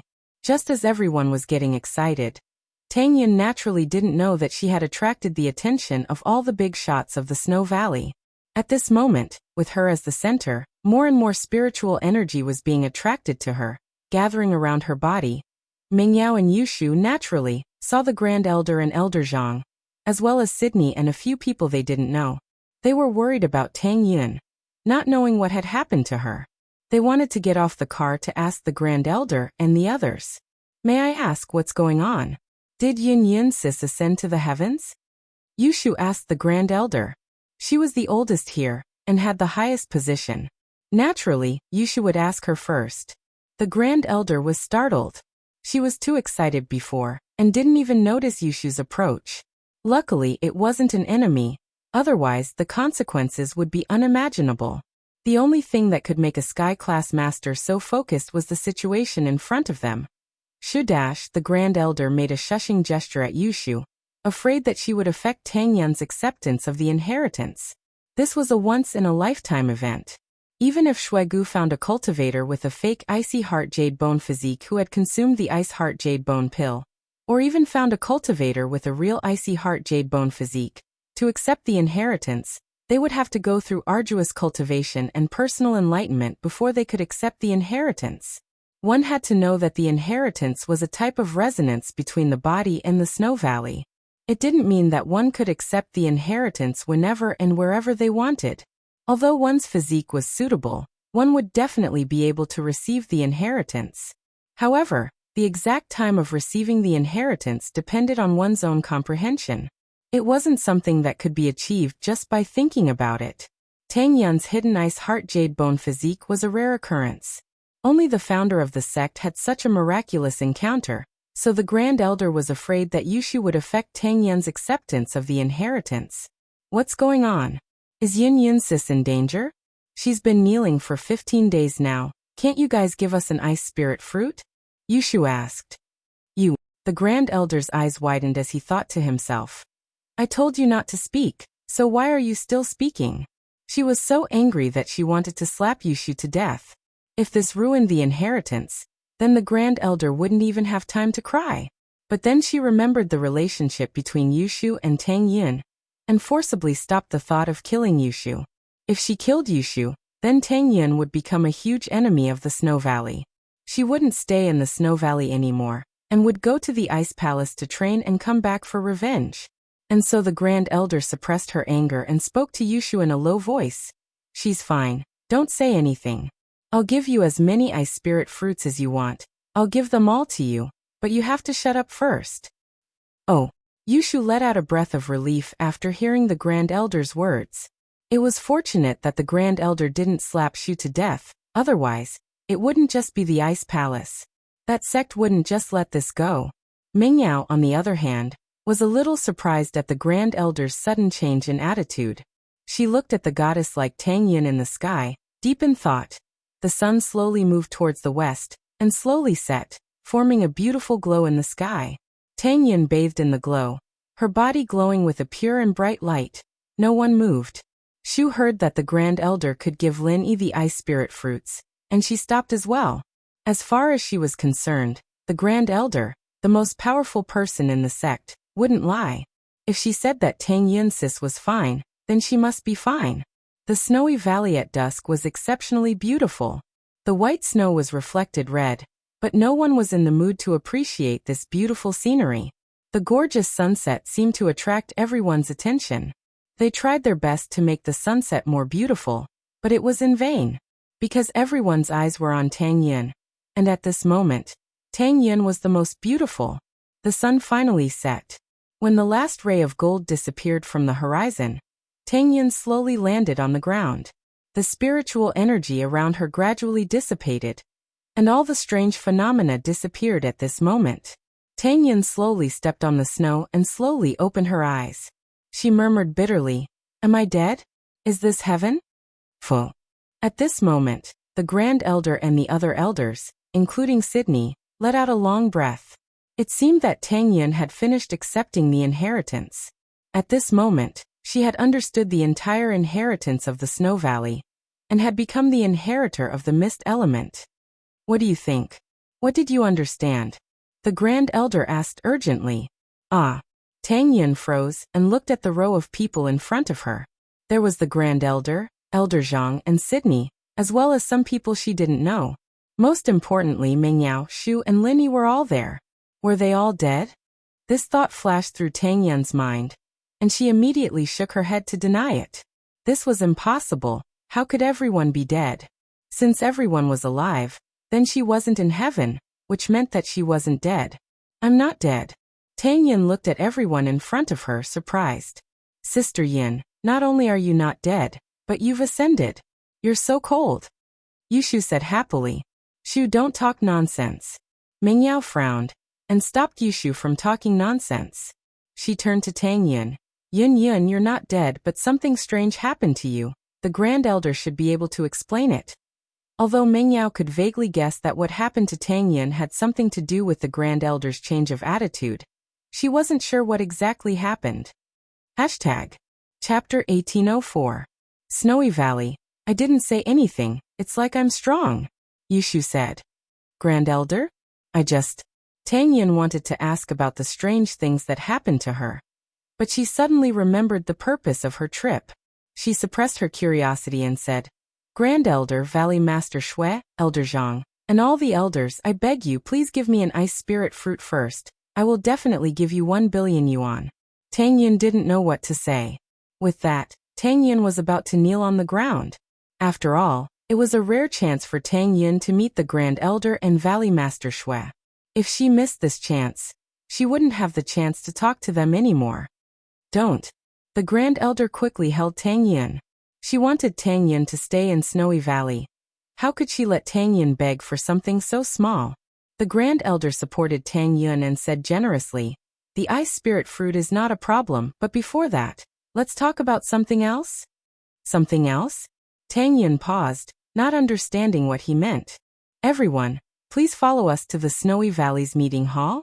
The Grand Elder was thinking about how to make Tang Yun stay, but it seemed like using the ice spirit fruit as the price to force Tang Yun to stay wasn't impossible. Although this was a bit despicable, it was different from the ice palace keeping Xiao Xiao. Xiao Xiao's body was special, and she needed to stay in the ice palace to be healed. Tang Yun, on the other hand, was different. She was here to ask for medicine, and one ice spirit fruit was only 1 billion. Using 1 billion to exchange for an heir of Snowy Valley, it was a great deal.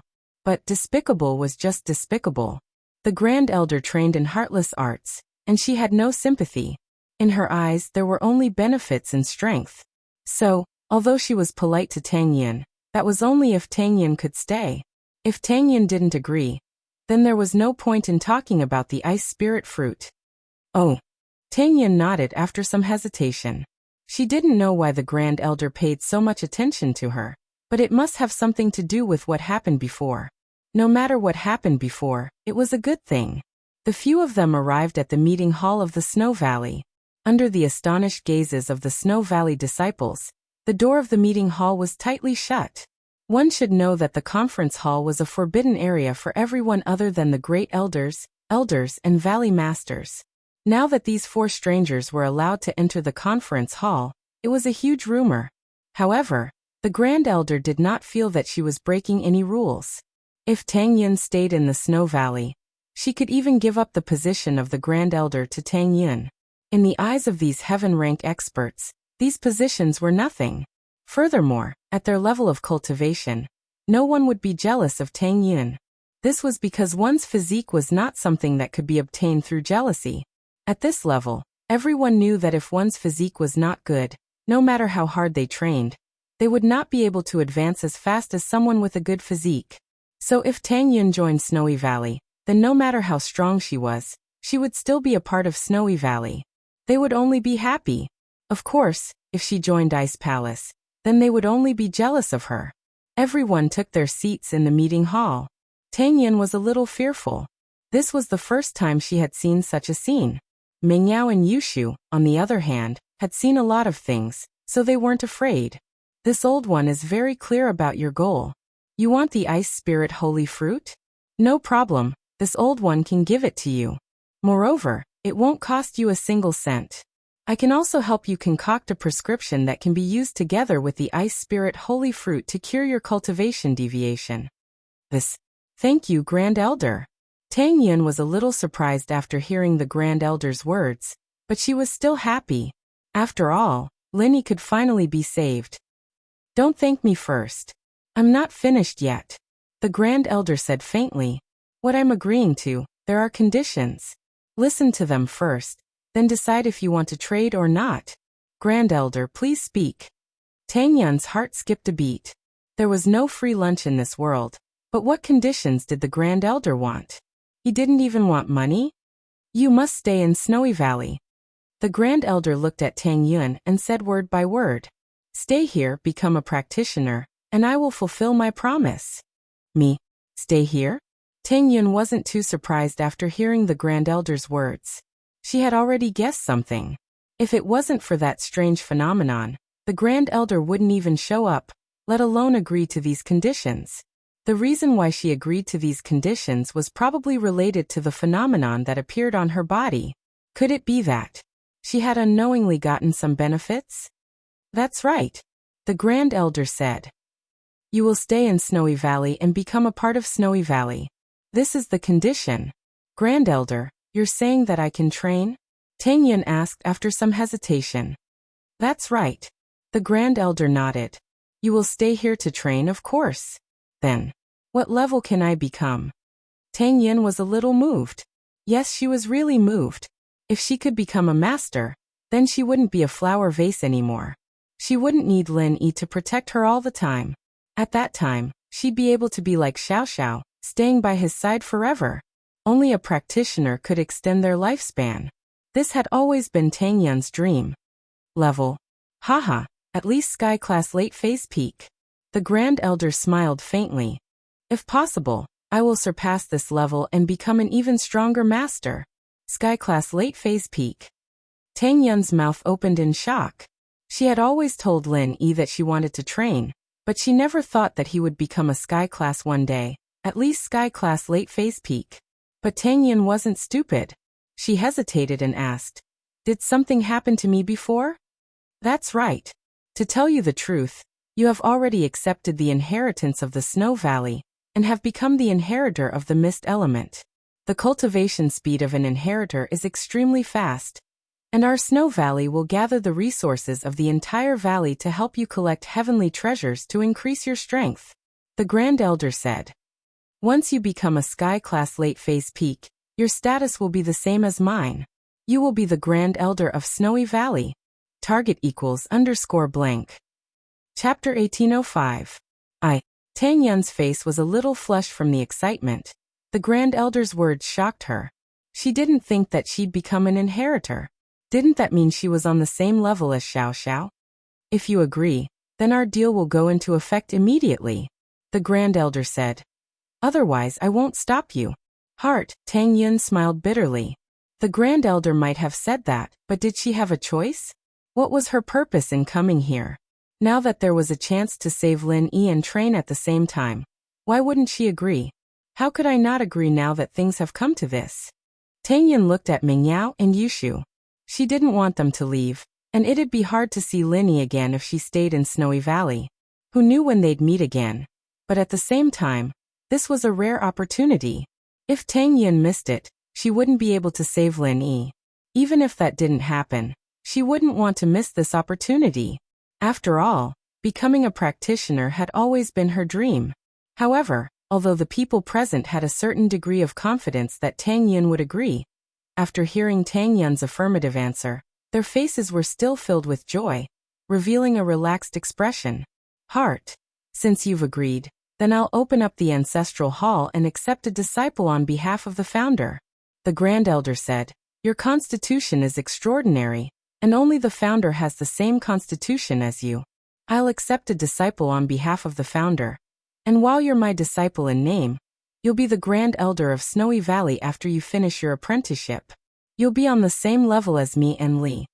Tang Yun's face flushed red from excitement. She didn't expect that Xiao Xiao would get such good treatment in the Ice Palace, and she would get the same treatment in Snowy Valley. She couldn't help but ask, "Grand Elder, may I ask, what constitution do I have? And what happened to me before? Didn't you check my constitution before? There's nothing special about it.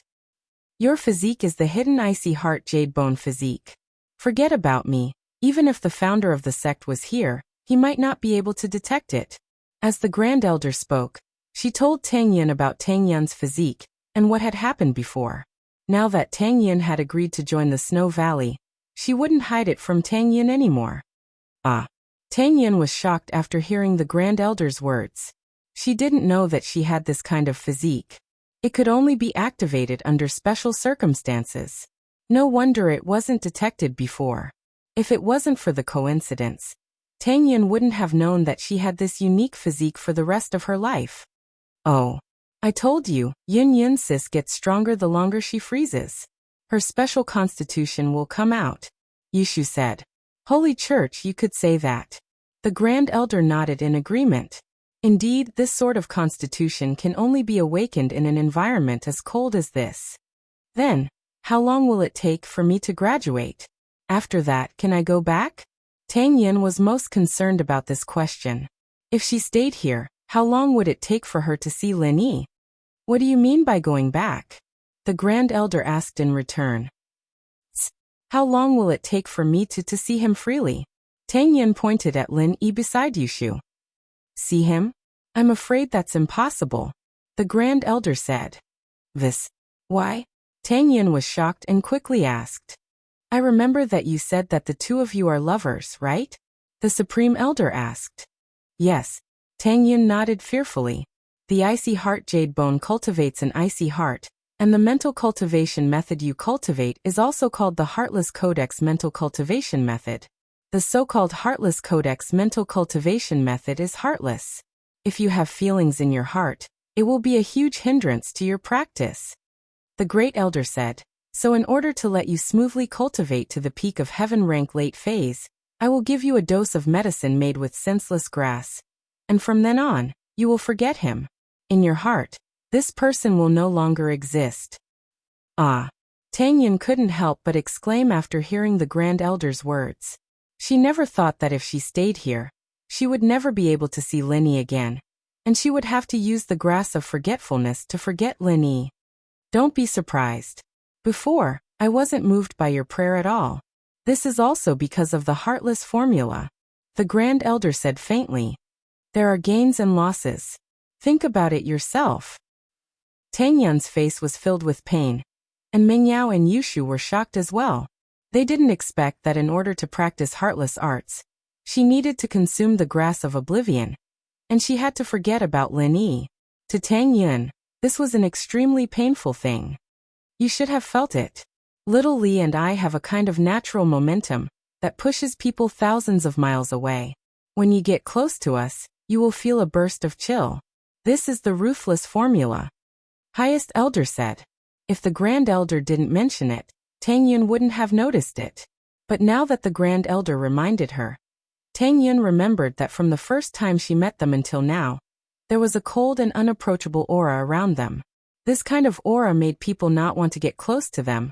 They couldn't help but feel a sense of fear and distance. Can I not take it? Tang Yun asked hesitantly. Although she wanted to save Lin Yi, she didn't want to forget Lin Yi for the rest of her life. If she forgot Lin Yi, what was the point of her practice? Wasn't her biggest dream to become a practitioner, so that she wouldn't be a burden to Lin Yi? You have emotions in your heart. If you don't take it, it's not impossible. But it will be very difficult to overcome the demons in your heart. If you are not careful, the emotions and the heartless will intertwine and affect each other. You will go crazy, the Grand Elder said.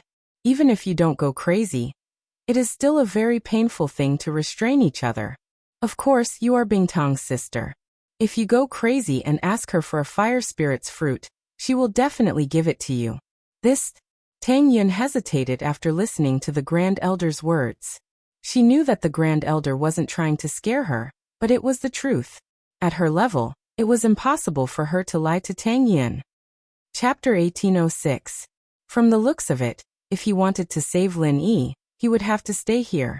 But if he stayed here, he might not be able to practice because of his heart's demon, or even go berserk.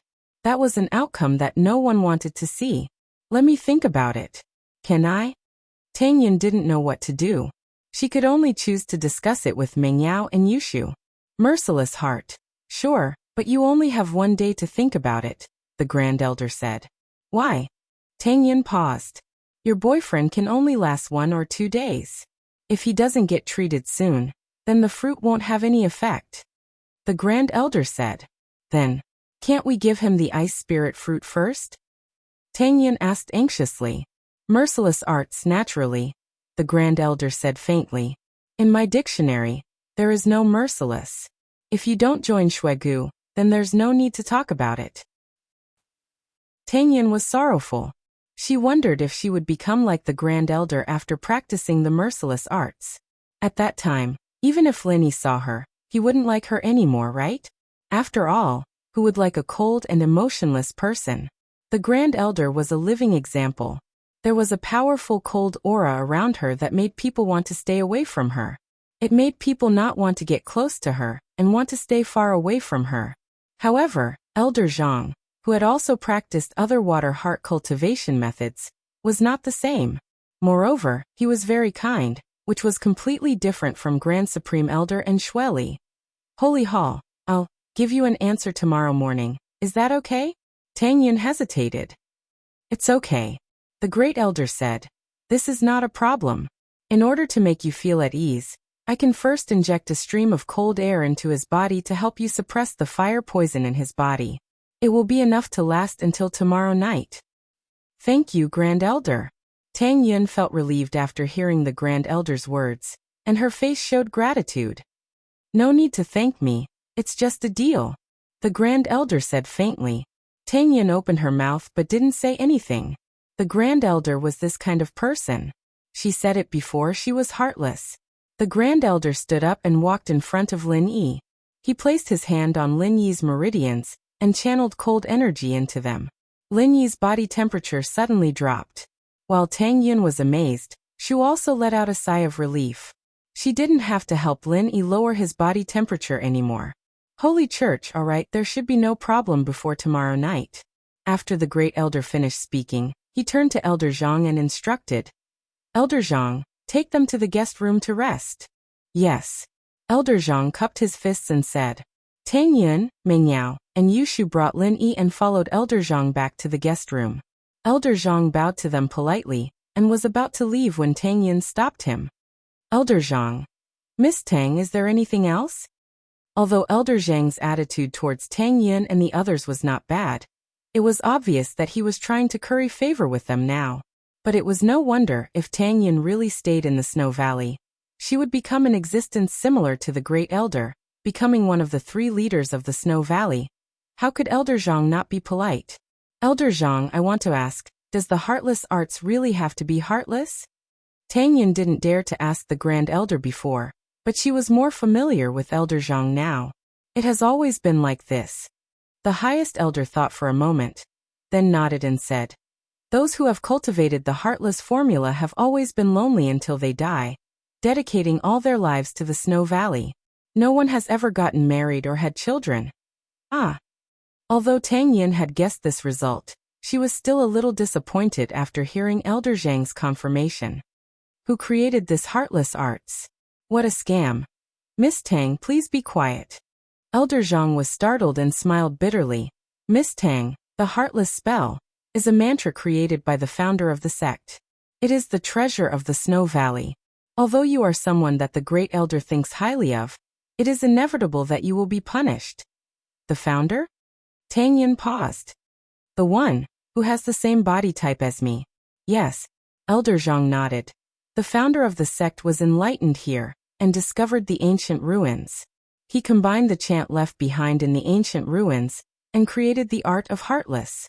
I have to say, the founder was a powerful person. He was able to create an ancient sect with the strength of an early phase golden class. That's amazing. Tang Yin was impressed as well. Although she had the same body type, she wouldn't be able to create such a powerful technique if she was in his shoes. But Tang Yin didn't understand. The founder was so powerful. Why did he create the heartless arts? I'm not a practitioner, but from what I know, there are many powerful water and ice element techniques. Bingtang's sister's technique is also very powerful, but it won't affect her marriage. It's just that she can't lose her virginity before accepting the heritage. Sigh. Elder Zhang sighed and said, this will have to start from a legend. Although there are no detailed records in our Snow Valley's journal, but according to the word of mouth of the elders, there is a poignant love story. Love story? Tang Yin was surprised. She didn't think that the founder was a heartless person. There was love? That's right. Since you're about to become a disciple of the valley and the future Grand Elder, it's fine to let you know about it. The elders all know about it. Elder Zhang didn't try to hide it, and said directly, you should know that the Snow Valley and the Ice Palace belong to the same sect. The Snow Valley cultivates the fog-type mental cultivation method derived from the water type, while the Ice Palace cultivates the ice-type mental cultivation method derived from the water type. The founders of these 2 sects were actually a pair of senior and junior sisters. Ah! Tang Yin and the others widened their eyes at Elder Zhang's words.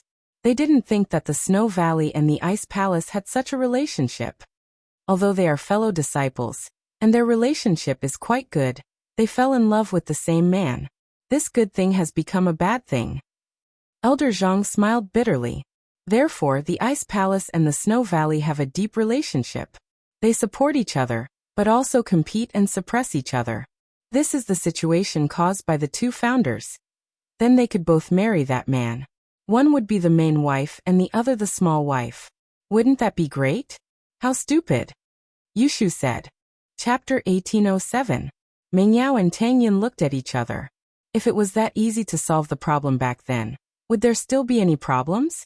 As expected, Elder Zhang shook his head and said helplessly, Although that's the case, this pair of senior and junior sisters are both proud people. They don't want to share their love with others.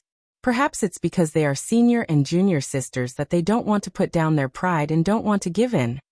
The miss opened her mouth slightly, but she didn't know why, but she thought of herself. She had a feeling that Elder Zhang was implying something, but she knew that Elder Zhang wouldn't do that because he didn't know about her, Shu and Tang Yin at all. Then, did she like Lin Yi? Or was she proud and didn't want to share with others? The thought made Mingyao break out in a cold sweat. What was wrong with her heart? But before Mingyao could think it through, Elder Zhang continued. Master Ice and Master Snow were that man's confidants back in the day, and that man didn't know how to choose when he was faced with two equally talented and beautiful girls. Chapter 1808. But, at least we're happier than Master Snow and Master Ice back then. I'm very happy, and so is Xiao Xiao. Tang Yin shook her head firmly. So, I don't want to use that senseless grass. But, if you don't use it, then there'll be a demon in your heart, and you'll go crazy. It'll be very difficult, and you'll be tortured by love. Elder Zhang said. So Master Snow made the senseless grass for her heir to use. Then Master Snow didn't use the senseless grass, but didn't she have the heartless formula too? Tang Yin asked. If she took the senseless grass, how could she still remember the grudges from back then? This. Elder Zhang paused for a moment before smiling bitterly. Ancestor Shui was a genius with a unique physique. She is not someone we can compare with. However, Elder Zhang suddenly stopped and looked at Tang Yin. He didn't know what to say. Yes, the founder of the sect had a unique physique, and Tang Yin was the same. This kind of hidden ice heart jade bone physique had never appeared since the founding of the Snow Valley. So if Master Snow didn't need to use the senseless grass, then Tang Yin didn't need to either? However, Elder Zhang didn't dare to make any promises. He just advised, Miss Tang, think about it.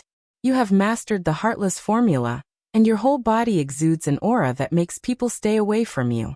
Even if he wakes up, will he still be with you?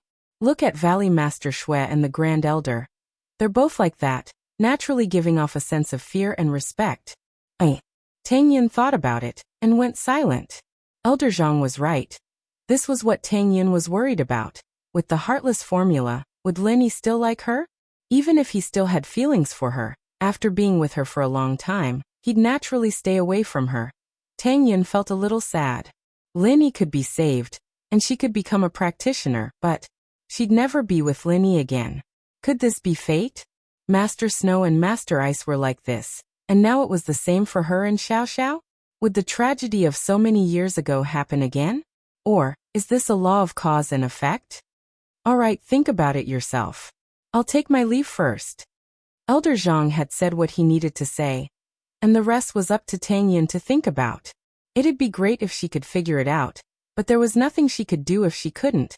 Looking at Elder Zhang's back, Tang Yin didn't say anything to stop him. There was no point for Elder Zhang to stay. He had already done what he could. Yao Shu, what should I do? Tang Yin hugged her head in pain as she looked at Lin Yi. Her eyes filled with longing and longing. I don't want to forget him, I really don't. I didn't spend a lot of time with him, but I was happy, really happy. I want to remember him forever. Sigh. Mingyao sighed. To be honest, she sympathized with Tang Yin, but at this moment, Tang Yin didn't have a choice. Either he stayed in the Snowy Valley to save Lin Yi, or he left the Snowy Valley and Lin Yi would be in danger. How about, you don't use it? Yushu suggested carefully. Elder Zhang also said that with the heartless arts, would Lin Yi still like me? He might hate me and hide from me. If I don't use it, wouldn't it be even more painful? Tang Yin said hesitantly. Shu scratched her head. She didn't know what to say. The ancestors' heartless arts is such a trap. Mingyao said. She went to harm others after she broke up with her love. You can't say that. Perhaps it was only under that kind of painful state of mind that the heartless formula could be created. It became the treasure of the Snow Valley. Tang Yin said. But, she probably didn't think that this would happen, because all the people with this arts don't have a lover. They've been here since they were young, and they didn't have the chance to love, so to them it's nothing. You're right. It's rare to see someone like you who didn't grow up. Mingyao nodded. But you have such a strong body. No wonder you can withstand the cold. In the summer, your body is very cool, and you can lower Shu's temperature. Yeah, I'm the exact opposite of her. Tang Yin smiled. In order to lighten the atmosphere, she joked. Shu is the exact opposite of me. Could she be an inheritor? Who knows, maybe he's the inheritor of the fire element. Ha, that's true? Shu is the exact opposite of you. She can withstand the heat, but she's afraid of it. You can withstand the cold, but you're afraid of the cold. Mengyao was surprised to find this strange phenomenon. How?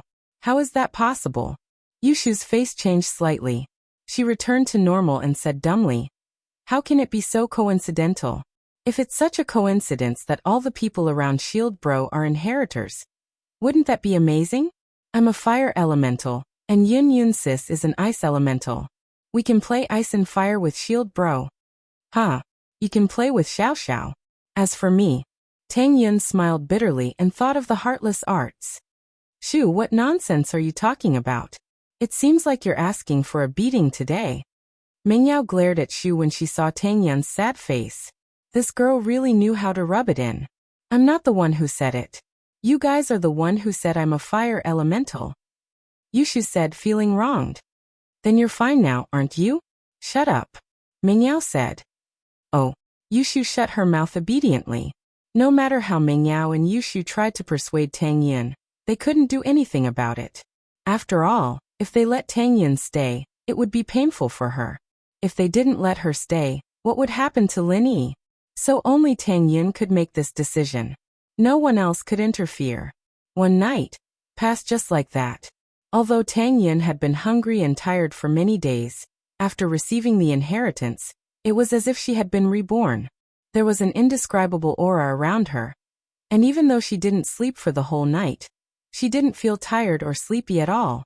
Instead, she was very energetic. The only regret was that her eyes were red, as if she had cried for a whole night. But she had finally made her final decision. Early in the morning, Grand Elder brought Elder Zhang and Sydney to the guest room where Tang Yun and the others were staying. Chapter 1809. Tang Yun wasn't in a hurry, but the Grand Elder, Sydney, and the others were. Greetings, Grand Elder, Valley Master Elder Zhang. Tang Yun, Mengyao, and Shu quickly stood up to greet them. You're welcome. The Grand Elder waved her hand. Tang Yin, have you thought it through and made a decision? Yes, I've thought it through and decided to stay in the Snowy Valley. Tang Yin used the word to show that she had made up her mind and was ready to become a member of the Snowy Valley. Ha ha ha ha. Good, very good, very good. The Grand Elder said the word good 3 times in a row. One could imagine how happy she was. Although she was heartless, she wasn't heartless. Tang Yin staying here was a great thing for the Snowy Valley, so naturally, the Grand Elder was very happy. Congratulations, Sister Tang Yin. Shueli also congratulated him happily. From now on, you and I are both Supreme Elders, so you don't have to be so courteous anymore. In the Snow Valley, except for the Supreme Elders, you don't have to greet anyone else. And Tang Yin wasn't too happy about this glory that the other people of the Snowy Valley saw. It was obvious that she wasn't in a good mood. The Grand Elder also saw through Tang Yin's mood. He was afraid that Tang Yin would change her mind, so he directly took out a small bottle and handed it to Tang Yin. This is the medicinal liquid made from the senseless grass. Drip his blood into the bottle and drink it. When you wake up tomorrow, his memory will no longer be in your mind.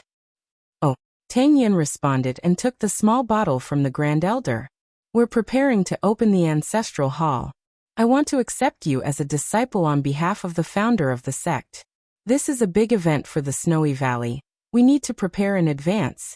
I'll have Elder Zhang wait for you at the door. After you drink it, you can come out immediately.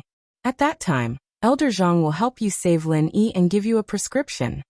The Grand Elder said. Okay. Tang Yin was almost jumping out word by word, but whether it was the Grand Elder or Sydney, they didn't care. It was normal for Tang Yin to be in a bad mood. The Great Elder could tell that Tang Yin was a little depressed, but she thought that it was normal. After all, Tang Yin was about to part ways with her lover. No one would be happy if they could never see each other again.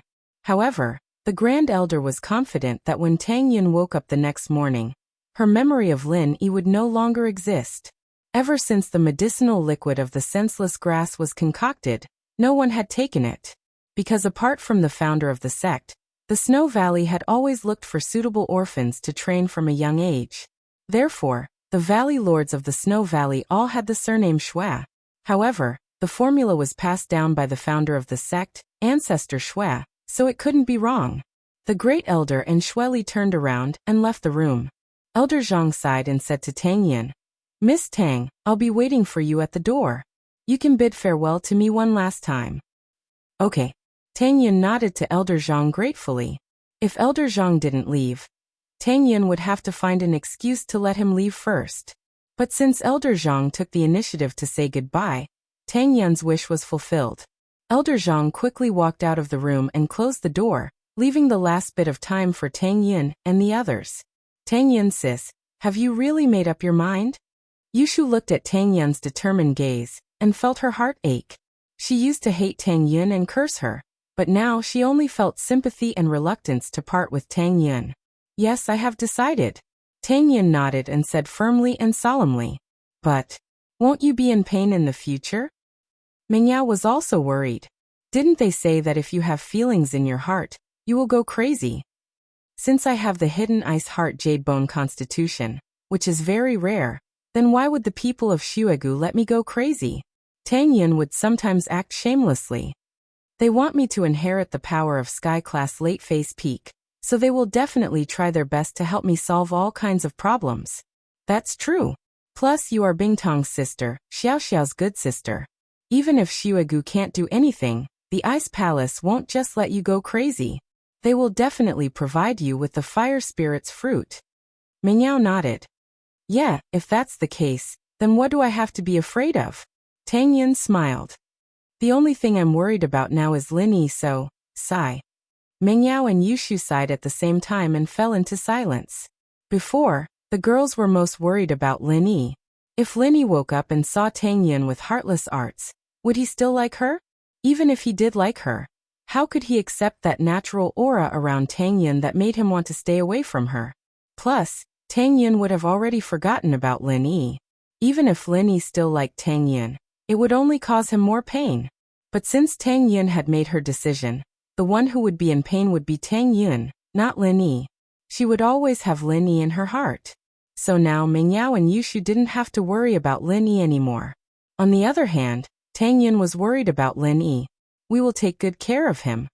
Meng Yao looked at Tang Yin and said solemnly, "I will guarantee with my life that I will take care of him for you." "Thank you." Tang Yin smiled. After getting Meng Yao's promise, she finally let go of the worry in her heart. "This is what we should do. We will always be good sisters," Meng Yao said. Haha. Okay, let's not talk about it anymore. Time is limited. It won't be fun if the people from Snowy Valley find out. Tang Yin smiled bitterly and quickly opened the small bottle containing the senseless grass.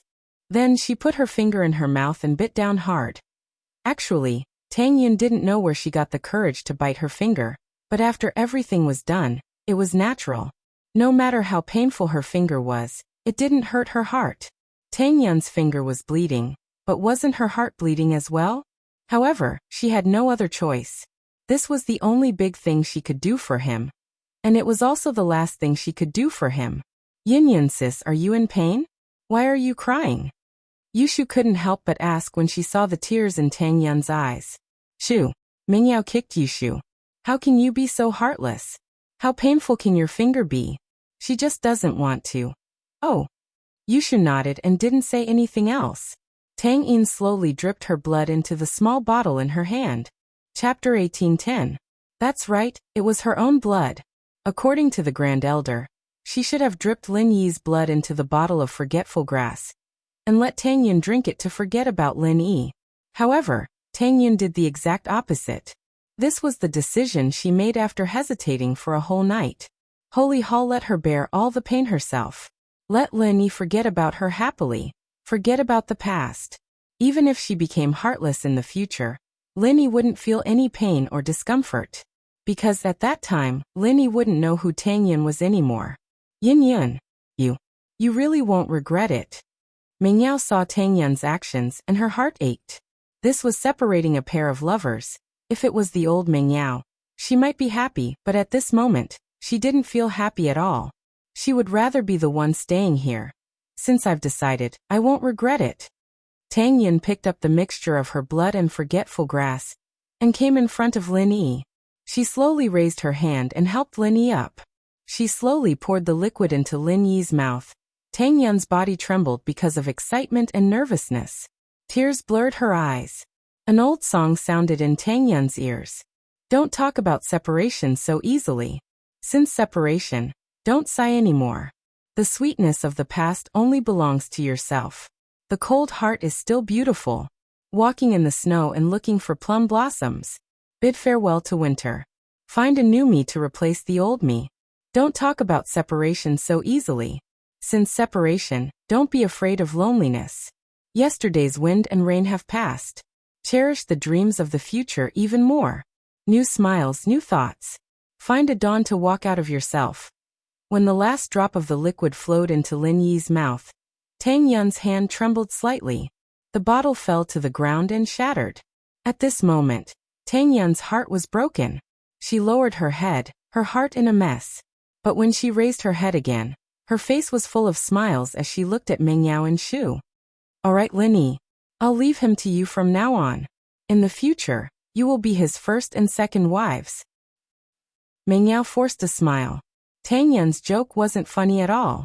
Even Shu, who always wanted to be a small wife, didn't laugh. Alright, it's time for Elder Zhang to treat Lin Yi. With that, Tang Yun bowed deeply to Meng Yao and Shu. Lin Yi, I'll be counting on you guys from now onwards. Please tell the people around him not to mention me in front of him. Meng Yao and Yushu nodded silently. Although Tang Yun's request made them uncomfortable, if they didn't do as Tang Yun said, it would be a waste of Tang Yun's effort. Tang Yun was afraid that Lin Yi would see her become heartless, so she gave the forgetful grass to Lin Yi first. This was to prevent both of them from hurting each other even more in the future. Elder Zhang. Tang Yun opened the door and saw Elder Zhang standing far away at the corner of the wall. Perhaps it was to avoid arousing suspicion, but he didn't stand too close. Holy hell, in fact, with Elder Zhang's eyes and ears as a sky class, if he wanted to eavesdrop, he would be able to hear it no matter how far he stood.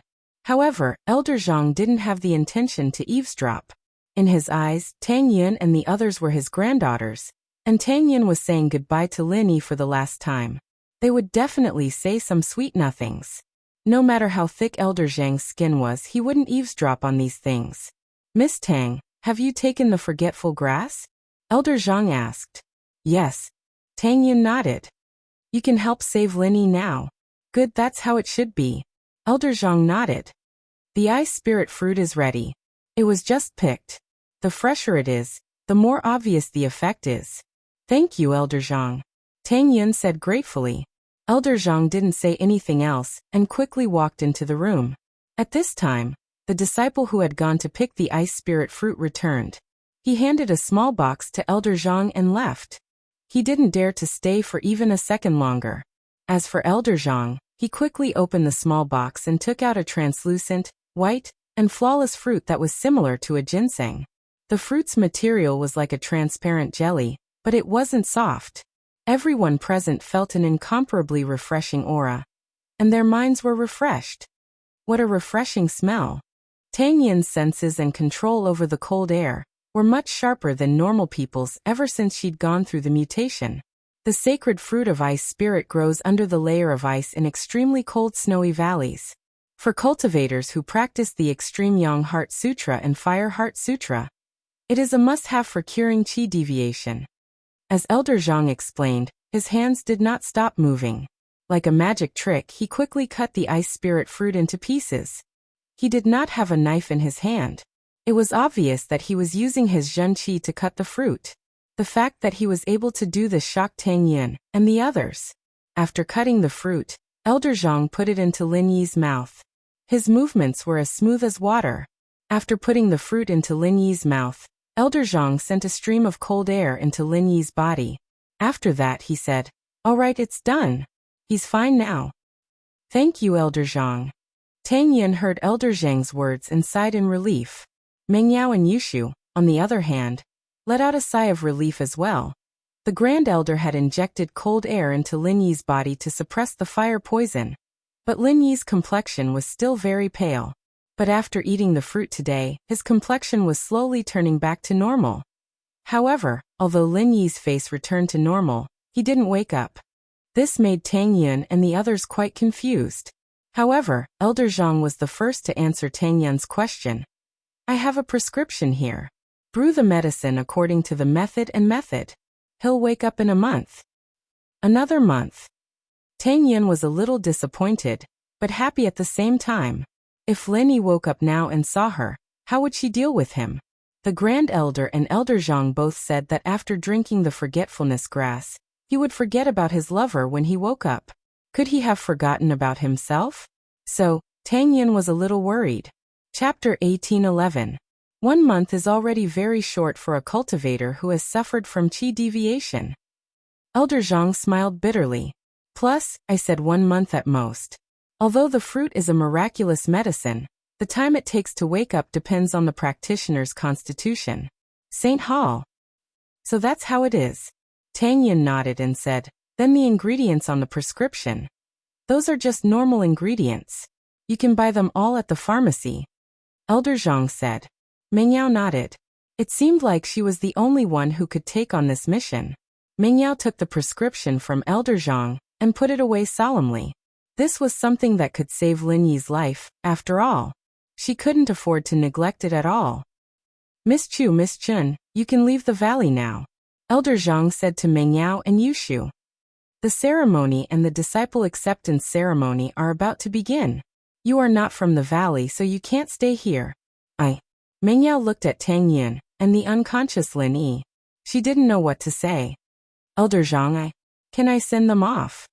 Tang Yun knew that since the decision was made, she couldn't change it. She could only accept it. However, she could fight for it. She could walk with Yao Yao, Shu and Lin Yi and never see them again. St. Hall? Alright. Elder Zhang was a kind man. As long as Tang Yun's request wasn't too difficult, he would agree. Meng Yao and Yushu packed their bags. Yushu was the one who carried Lin Yi here, but now there were disciples waiting at the entrance with a stretcher. Yushu didn't need to carry Lin Yi anymore. They would help carry Lin Yi out of the valley and onto the car. It wasn't a long journey from the guest room to the car outside the valley, but it seemed especially short under Tang Yun's feet. Even though you've escorted me for 1,000 miles, we still have to part ways. Tang Yun's eyes stared at Lin Yi's face blankly, a hint of reluctance in her clear eyes. I want to see your face clearly. Perhaps, this separation will be eternal. But at this moment, I'm very proud and happy. I'm finally no longer that helpless vase. I won't be a burden to you anymore. When we meet again, I can proudly tell you that I can finally help you. But at that time, you might not remember me anymore. There was a smile on Tang Yun's face, but she couldn't stop her tears from covering her eyes. Her vision was foggy, as if she'd suddenly returned to her 12th year of high school. The small path where she met Lin Yi, the first date under the shade of the tree, the romantic night in West Star Village. These would become memories forever, buried in the deepest part of her memories. Memories that belonged only to her.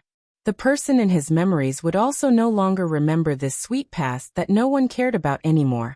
Tang Yun twirled the diamond ring on her finger. Her face was filled with determination.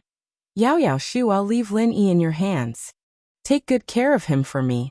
From now on, there will be no Tang Yun in his life. Meng Yao pursed her lips and listened to Tang Yun's words. Tears flowed down her eyes uncontrollably. She used to hate Tang Yun, but now, she really didn't want to part with Tang Yun. She really didn't want to. Yun sis. I'm so touched. Yushu also cried at this moment. She realized that Tang Yun's position in her heart was no less than Meng Yao's. She knew that this separation might be forever. Tang Yun was different from Xiao Xiao. Her heartless arts made it impossible for her to return to Lin Yi's side. However, the three of them didn't say it too clearly. It was enough for them to understand each other's meaning. They didn't need to be too obvious. After all, the forgetfulness herb was for Lin Yi, not Tang Yun. They were afraid that Elder Zhang would find out. St. Hall. People have their ups and downs. The moon waxes and wanes. It's hard to be perfect. Elder Zhang walked over and sighed. You win some, you lose some. Let's go back. Tang Yin nodded and looked at Lin Yi one last time. Then she turned around and walked towards Snowy Valley. Elder Zhang sighed again and quickly followed. Only Meng Yao, Yu Shu, Lin Yi, and a few disciples from Snowy Valley were left here. Please go back. After the disciple put Lin Yi in the car, he said politely to Meng Yao and Yu Shu. Although his tone was polite, there was an irresistible majesty to it. Let's go. Meng Yao pulled Shu, who was staring at Tang Yun's back in a daze. Yu Shu nodded and got in the car with Meng Yao. The sound of an engine sounded, and the car started smoothly. This car had been specially modified by Tianlong, and there was no need to worry about it starting in the snow and ice. Meng Yao and Yu Shu, however, weren't in the mood to think about the car at this moment. Their hearts were all heavy. Their destination was West Star Village.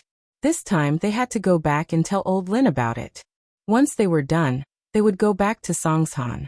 Not far from the carriage was the Snowy Valley. It was bustling with noise and excitement. The annual sacrificial ceremony was held earlier than usual. This time, the Snowy Valley held the ceremony and the disciple acceptance ceremony at the same time to show how much they valued Tang Yun. With Tang Yun's physique, even the great elder didn't dare to call himself her master or inheritor. She walked on a different path of cultivation. In Tang Yun's path of cultivation, the great elder could only help and guide her. Most of the time, Tang Yun had to comprehend on her own because her physique was something that even the great elder didn't have. So, the grand elder accepted her as a disciple under the name of the founder. The main character of this worship ceremony, Tang Yun, was standing on the stage quietly. There wasn't a trace of a smile on her cold face. She didn't look happy at all. However, no one dared to question her. Even the Grand Elder thought that Tang Yun's personality changed after consuming the forgetfulness grass. It was an honor to be the center of attention. At this moment, Tang Yun was like the ruler of the Snowy Valley. Everyone was respectful to her. Even the Grand Elder and Sydney were polite to her. However, Tang Yun wasn't happy at all. She wanted Lin Yi to see how she looked right now. She didn't have to hide behind him anymore. She could hold up half the sky for him. But this wish would never come true. Chapter 1812. Not long after Meng Yao and Yu Shu left, another car drove out from the valley as well. It was to pick up Tang Yun's parents and Xiaoming. This was also Tang Yun's idea. Not only would she miss her parents in Songshan, but Lin Yi might meet them. Tang Yun was afraid that her parents would spill the beans in front of Lin Yi. Especially her mother. Tang Yun was really worried. That was why after Meng Yao left, she asked the Snowy Valley to send people to pick them up. With Tang Yun's current position, even if she brought 3 idlers to the Snowy Valley, no one would dare say a word. Dark Palace. The Dark Shadow Group didn't get any information about the tourists, but they did get news that worried the palace master Wan Air. Chu Pingzhan got into a car accident, and no one knew if he was dead or alive. He was in the intensive care unit of the hospital, and he was still in critical condition. When Elderly told Wan Er about this, Wan Er's face turned pale. How could he have gotten into a car accident? The investment failed, the company went bankrupt, and it was said that he committed suicide. Elderly said as he told the palace master Wan Er about what happened. The investment failed. Even if it failed, he wouldn't commit suicide. Pengzhan isn't a sore loser. Why would he commit suicide? Wan Er didn't believe the news. Plus there's Yao Yao, he hasn't even seen me yet. Why would he commit suicide? There were witnesses who said that he committed suicide, that he hit the car himself. Elderly sighed. That person. Wasn't he lying? Wan Er still didn't believe that Pengzhan would commit suicide. Not only the eyewitness, the entire incident was recorded on the dashcam of the car that caused the accident. This is the key. Our people have also seen this video. Son-in-law's eyes were lifeless and filled with despair. It should be the eyes of a person who committed suicide. Elderly smiled bitterly and said, although I also don't believe that young master would do such a stupid thing, but this is the truth. Why did his company go bankrupt? Is someone trying to kill him? Wan Er still didn't believe that Chu Pengzhan had committed suicide. I'm not sure if someone is trying to harm him. I can send someone to investigate, but we must hide it from the Grand Elder. Elderly said carefully. However, this isn't the main point. The most important thing right now is how to get the son-in-law out of danger. Great cyclic pill and meridian opening pill? Palace Lord Wunner was slightly taken aback. The Great Cyclic Pill and the Meridian Opening Pill were pills for cultivators to consume. One was a pill that could extend one's life when one's injuries were extremely severe, while the Meridian Opening Pill was a pill that could repair damaged meridians, bones, and internal organs. Takitara, but it wasn't just for practitioners. Normal people could use it as well, and Pengzhan's current condition required him to take a Great Recovery Pill first, followed by the Meridian Opening Pill. These two pills, however, were quite expensive. The Meridian Opening Pill was a little lacking, but the Great Recovery Pill was something even the Sky Elixir sect didn't have many in stock. Not only was it difficult to concoct a Great Recovery Pill, but it also required very rare treasures. It was only natural that it was priceless. And so, Palace Lord Wunner had a bitter expression on her face. The relationship between the Dark Palace and the Sky Elixir sect wasn't good at all. They wouldn't even be able to get half a normal pill from the Sky Elixir sect, much less a Great Recovery Pill. The Dark Palace had their own refiners, but they were only at the first level of the golden class. They could barely make the Meridian Opening Pill, but the Great Cyclic Pill was out of the question. But even if it was the Meridian Opening Pill, Wunner thought that the Grand Elder would be the first to object if she asked for it for Pengzhan. Wouldn't he? With that thought, Wunner's eyes dimmed.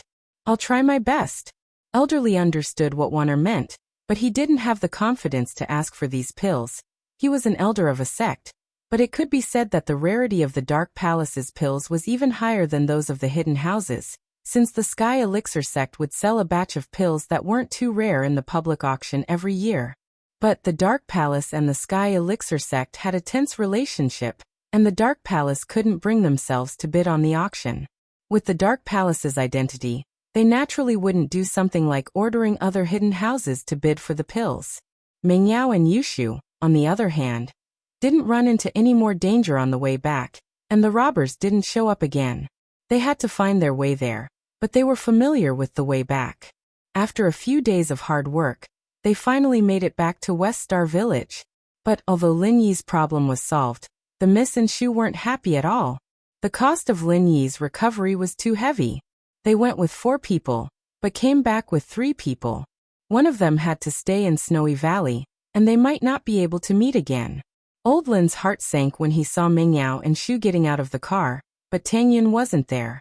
Mo Kongwen had already warned him about this, but seeing it happen now, Old Lin still couldn't accept it. Yao Shu, where's Yun Yun? Old Lin couldn't help but ask. She stayed in Snowy Valley. Mengyao's face didn't look too good as well. She was the only one who didn't come back. Stayed in Snowy Valley? What do you mean? Old Lin asked in a low voice, looking at Mo Kongwen with a strange expression. Mengyao couldn't hold back her tears at the mention of Tang Yun, and this made Old Lin even more worried. Could it be that something bad happened to her? Old Lin asked with a serious face. No, according to my guess, Tang Yun stayed in Snowy Valley? Mo Kongwen looked at Mengyao and Yushu and asked. He had already guessed something from their expressions. In fact, from the moment Tang Yun left the West Star Village, Mo Kongwen had already predicted her fate. However, he was powerless to change it. He didn't have the ability to defy the heavens and change her fate. He had already seen through Tang Yun's fate. Stayed in Snowy Valley? Old Lin was startled. Yes. Yun Yun stayed in Snowy Valley. Mengyao sobbed and told Old Lin and Mo Kongwen what happened. Even though Mo Kongwen had guessed Tang Yun's fate, he still opened his mouth wide when he heard that Tang Yun accepted the inheritance in Snowy Valley. It's the beginning of the month. Readers reading on their phones, please vote for the Fishman, thank you. Chapter 1813. She could accept the inheritance? One had to know that even a suitable inheritor needed a process and opportunity to understand and accept the inheritance. But Tang Yun completed the process as soon as she went to Snowy Valley. They didn't know if it was a blessing or a curse. As for Tang Yun giving the forgetful herb to Lin Yi, Old Lin and Mo Kongwen were touched. It wasn't easy for this girl to go this far for her lover. If that's the case, then follow Tang Yun's wishes and keep this a secret forever. Don't let Lin Yi know about it. Old Lin shook his head lightly and sighed. or else it would be a waste of Tang Yun's effort. Both of them would be in extreme pain. Meng Yao and Yushu nodded after listening. Yes, Tang Yun didn't use the grass of forgetfulness. She would definitely be in extreme pain, and there was even a risk of qi deviation. If Linny knew about this and saw Tang Yun who had a heart of ice, he would probably be in even more pain. The only way to get the best of both worlds was to never let Linny know about this. It was a little unfair to both Tang Yun and Linny, but there were some things that they had no other choice. After such a long delay, you guys should be starting school soon, right? Old Lin asked. Not really, we applied for East Ocean Industry University. The new students start school in October, Meng Yao said. Of course, it's another matter if we can't get in. That's good. Meng Yao said that, but Old Lin naturally wouldn't worry about Meng Yao not getting in. Not to mention the fact that Meng Yao's grades were there for all to see. Even if she couldn't get in with Peng Zhan's power, she could still go to school. But it's about time. You guys should go back now, right? Yeah, other than bringing General Weiwu and Skybolt Pig away, we're also here to say goodbye to you. Meng Yao said, a little sad. Grandpa Lin, we'll definitely come back to visit you when we're free next holiday. It doesn't matter if you visit me or not, but when you're free, go visit Tang Yun behind Lin Yi's back. She'll be very happy, you guys. Old Lin said. Yes, I will. Meng Yao nodded. All right, let's not talk too much. Rest here tonight and go on your way tomorrow. Old Lin said. Okay, we'll go say goodbye to Air Gooden. Also, Grandpa Lin, can you leave us your contact? Meng Yao said. Linny had Old Lin's number before, so she didn't record it down. If Linny didn't wake up, she might have to trouble Old Lin again. Old Lin said. It's in Lin Yi's phone. I'll go get it for you. Old Lin said. Linny didn't bring his phone, nor did he turn it on. He left it in his room. This was the last night Meng Yao and Yushu would spend in West Star Village. It had been a long journey, but the two didn't feel too tired. They stood in the familiar courtyard, and it was as if they had returned to that night when they first arrived at West Star Village, when they were eavesdropping on Lin Yi and Tang Yun's whispers under the fence. The scenes from that time were right in front of their eyes, but so far away. Things were the same, but people weren't. Shu, let's go rest. We still have to get up early tomorrow. Meng Yao sighed and pulled Shu's hand into the room. Yao sis, do we still have a chance to live with Tang Yun sis in the future? Yushu asked. Maybe, maybe not. Who knows what will happen in the future? Meng Yao suddenly smiled. You're asking me something you don't even know about, Prophet Shu? Prophet Shu isn't omnipotent. Yushu mumbled to herself as she followed Meng Yao back into the room. But if Meng Yao and Yushu were more attentive, they would realize that they were the main characters tonight. And the eavesdroppers were Old Lin and Mo Kongwon. You said that someone will be sacrificed. Tang Yun will be staying in Snowy Valley, right? Old Lin asked. Probably. Some things can't be predicted in detail, and this is the best ending. Mo Kongwon said. Old friend, it's time for you to leave, right? Old Lin asked. Yeah, it's time for me to go back now. Mo Kongwon said. You still haven't understood the practitioner's arts he left behind? Old Lin asked. It's not that easy. Mo Kongwon smiled bitterly. You know that the qi here is very thin. Other than Lin Yi's jade pendant, I didn't go to that place back then. It's so hard to break through. You're right. Let's work hard together. I need to take that step if I want to leave Star West Village. Old Lin sighed. The next morning, Meng Yao drove Yushu, Lin Yi Weiwu, and Skybolt Pig out of Star West Village.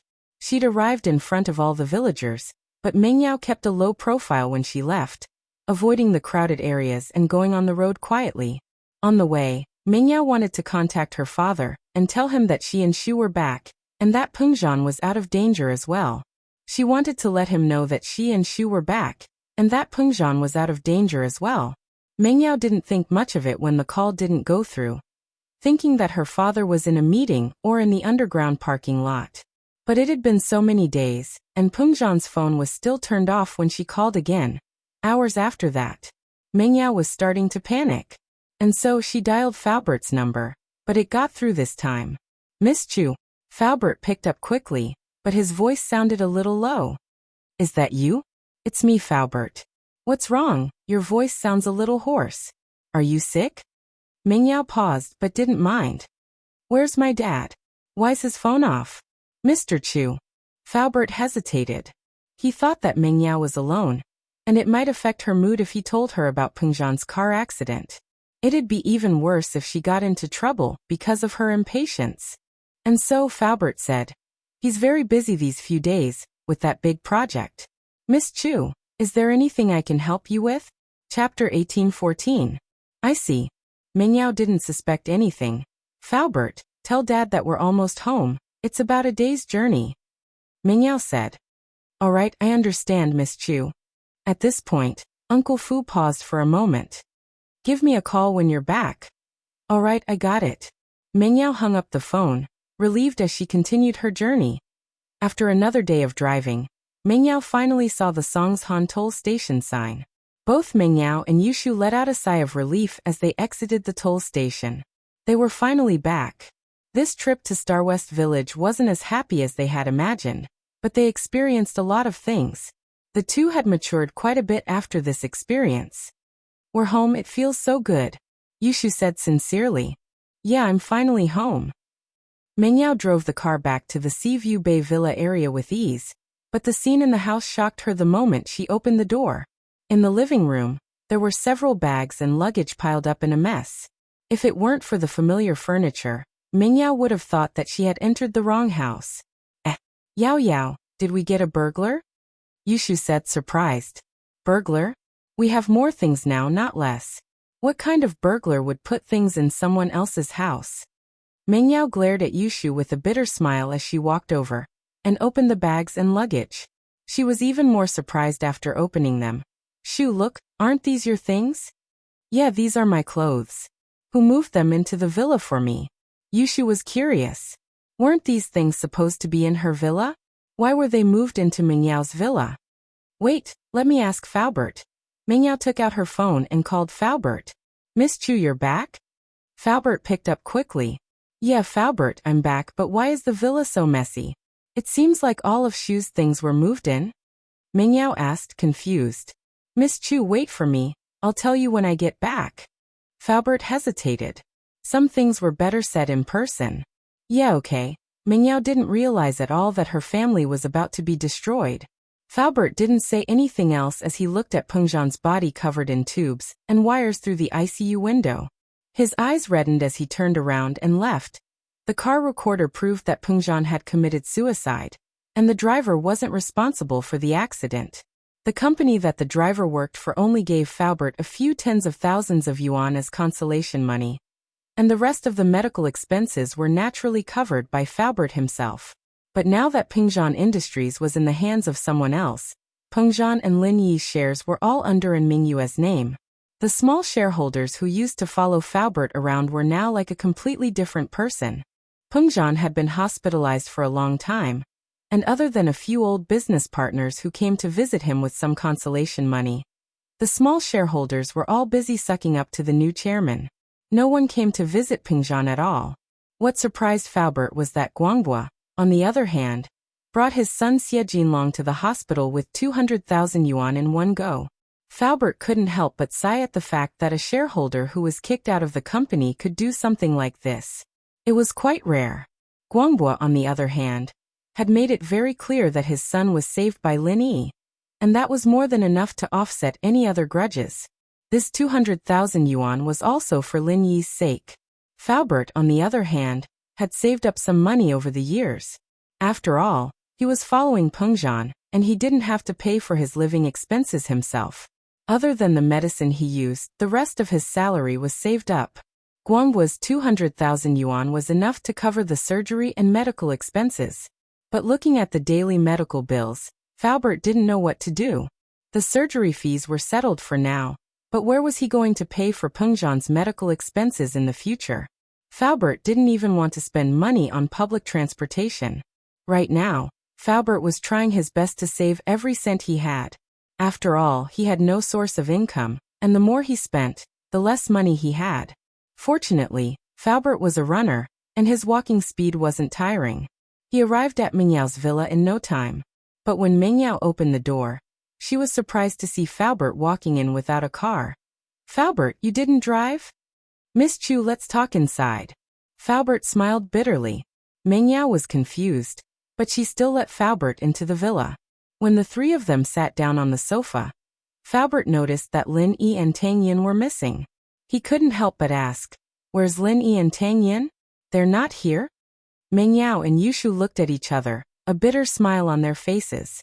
Meng Yao didn't want Uncle Fu and her father to worry, so she didn't tell them about Tang Yin staying in Snowy Valley. Now that they were home, however, Meng Yao didn't need to hide it anymore. She told Uncle Fu everything that had happened. "So you're saying that Lin Yi hasn't woken up yet? And Tang Yin is staying in Snowy Valley and can't come back?" Faubert looked at Meng Yao and Yushu stunned. He didn't know what to say. Originally, Faubert had placed all his hopes on Lin Yi. After all, Lin Yi's medical skills were superb. As long as Peng Zhan's life was saved, Lin Yi should be able to cure him. He could see that Lin Yi was very good at healing his meridians and Wu Chuntian, and General Wei Wu's wounds. Plus, Lin Yi's social connections were very deep. He maintained good relationships with all the noble houses. Although Peng Zhan Industries was gone, with Lin Yi's connections, it wasn't impossible for them to make a comeback. So Faubert was very happy when he heard that Meng Yao was back, but now, not yet, but the people in Snowy Valley said that he should wake up in about a month. Meng Yao said, "Right, Faubert, what's with the things in this house? I think they were all moved from Shu's house?" "A month. There's still a month." Faubert frowned deeply. Facing the huge expenses every day, Faubert was already struggling to make ends meet. Lin Yi still needed a month to wake up, and when he woke up, he might not even be able to recover his strength. Could Peng Zhan hold on until then? Chapter 18:15. Of course, it wouldn't be a problem if he had the money to pay for the medical bills, but if he didn't, then Peng Zhan could only wait for death at home. "Faubert, what's wrong?" Meng Yao noticed Faubert's weird behavior. "I was talking about the things in this house." "Ah, you're talking about things." Faubert finally understood Meng Yao's question, but he sighed deeply. "Yao Yao, actually something big happened at home."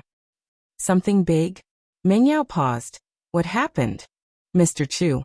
His investment failed, and he killed himself." Faubert knew what kind of blow this news would bring to Meng Yao, but he couldn't hide it from her. "What?" Meng Yao stood up abruptly, looking at Faubert in disbelief.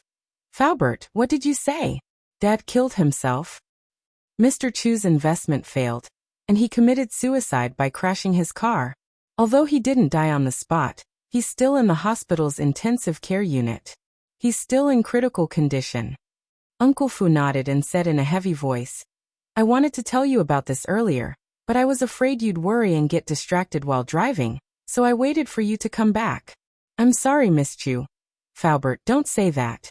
Meng Yao was devastated, but she knew that Faubert was thinking for her sake. After going through Lin Yi's deviation and Tang Yin staying in Snowy Valley, Meng Yao was a lot stronger and more mature than before. She was worried about her father's safety, but she endured the pain and asked, "Faubert, what happened? How did Dad lose his investment?" "I'll have to start from the deal with Housen," Faubert said as he told Meng Yao about Peng Zhan, and in Ming Yue's deal. He said helplessly, "I tried to persuade Mr. Chu to stop while he was ahead, but it was like he was possessed.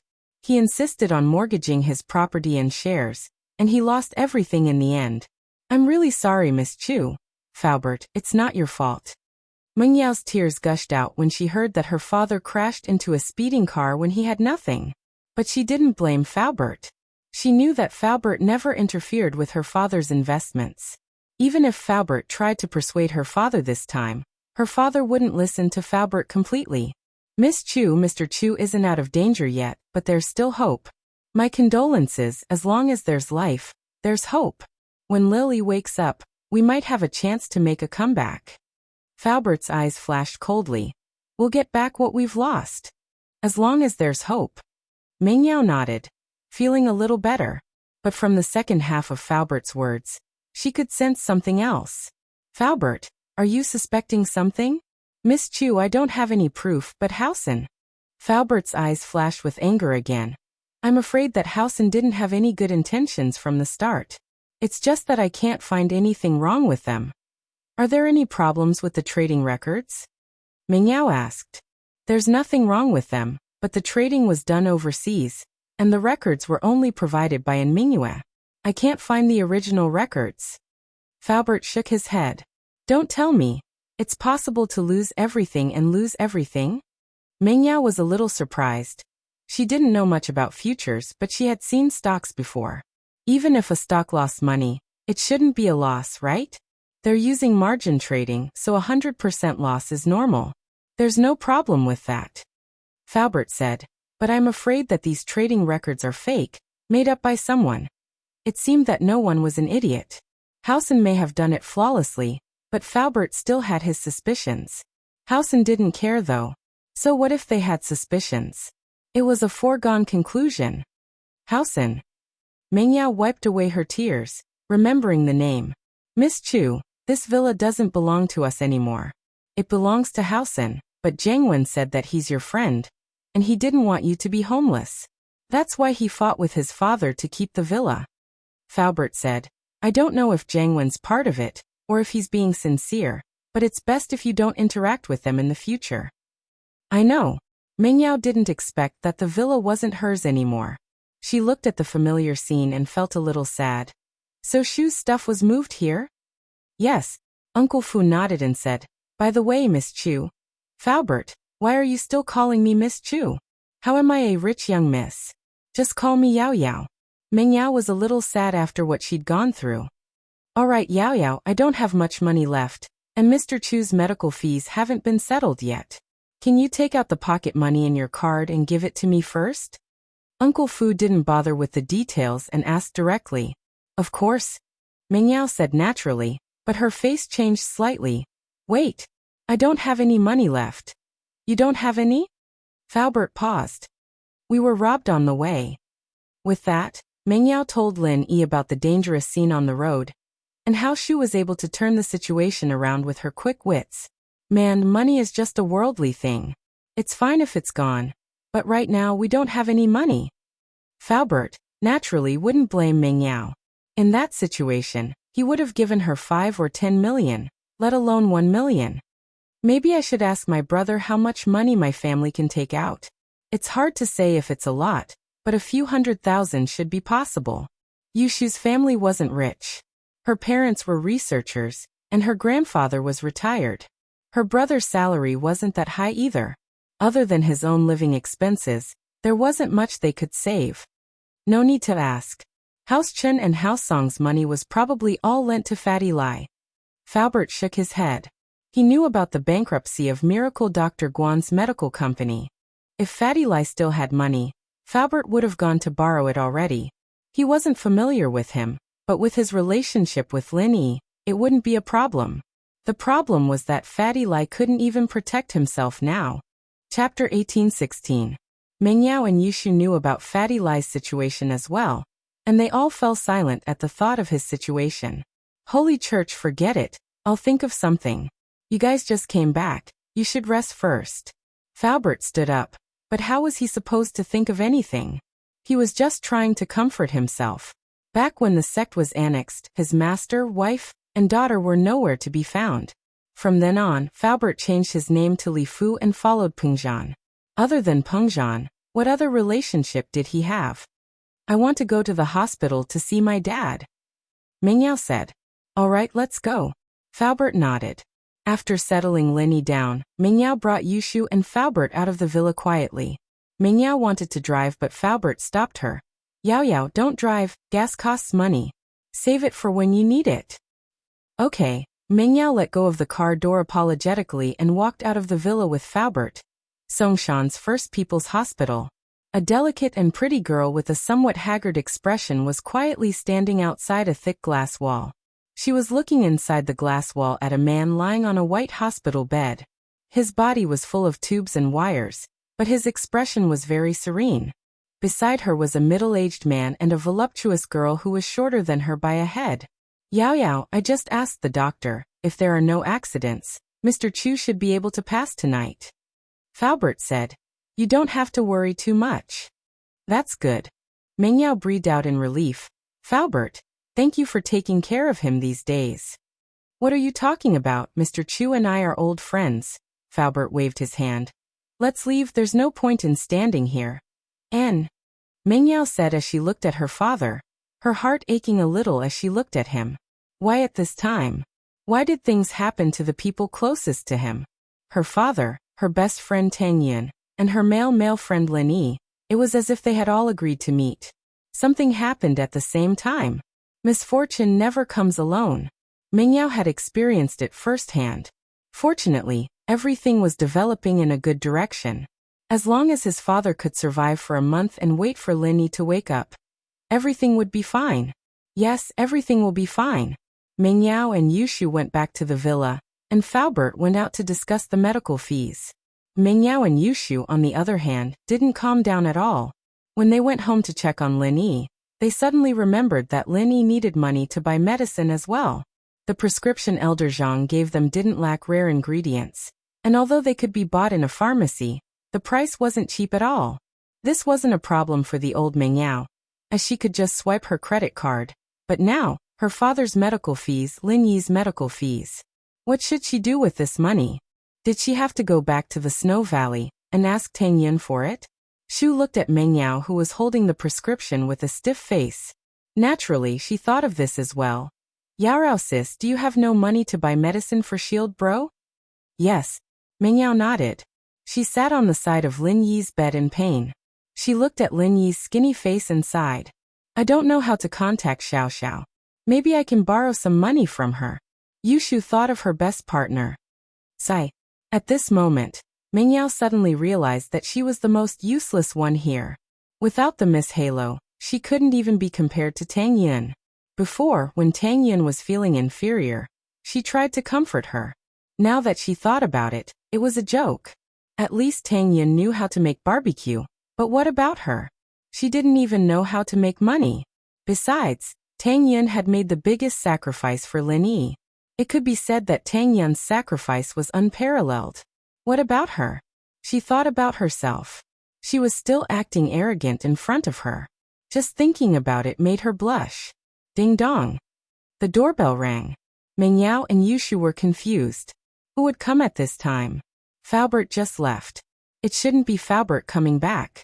But when Mengyao arrived at the villa's entrance, she saw someone she didn't expect to see. It was Zhang Wen. Seeing him, Mengyao's face darkened. Before, because of her father, although Mengyao hated this person, she still pretended to be polite to him. But now, it was time for them to completely fall out. Zhang Wen? What are you doing here? Are you here to see a joke? Mengyao was expressionless. She looked at Zhang Wen coldly. She had no intention of opening the door. Yao Yao, what are you talking about? Why would I want to see a joke? We were childhood sweethearts who grew up together. Uncle Chu is also my elder. I'm also very sad that something like this has happened. Zhang Wen said painfully. I heard that you came back, so I came here to see you. You're spying on me? Mengyao asked coldly. Ugh. Zhang Wen's face turned awkward. It's not that I'm spying on you, but the property of your villa belongs to House N's company now. This place hasn't been taken back yet, because I tried my best to get my father to fight for it in front of Uncle and Grandpa. But now that you're back, the management company will naturally call us. Then shouldn't I thank you? Mengyao humphed lightly, as if she didn't care about Zhang Wen's words. Yao Yao. I know that you might be dissatisfied with House N's decision, but what I want to say is that House N is also a victim in this matter. Zhang Wen smiled bitterly. You're a victim too? Acting pitiful? Mengyao naturally didn't believe Zhang Wen. Yao Yao, let me in. I'll tell you the details. I'm here to clarify things with you. It's not good for people to see me standing at the door like this. Zhang Wen said. Let you in. Mengyao wanted to say, let you in? Are you dreaming? Why should I let you in? But then she remembered that this villa didn't belong to her anymore. Zhang Wen was the real owner, and she was living under someone else's roof. At that thought, Mengyao sighed helplessly. She opened the door. Then come in. I'd like to see what you have to explain. Target =_blank. Chapter 1817. Indeed, Zhang Wen was right. Pengzhan was the one who asked for more investments, and Mingyue was the one who tried to talk him out of it. Mengyao was even more certain that Mingyue didn't want to lend the money, telling Pengzhan to stop, But it was her father's stubborn insistence that Mingyue had no choice but to agree to Pengzhan's request.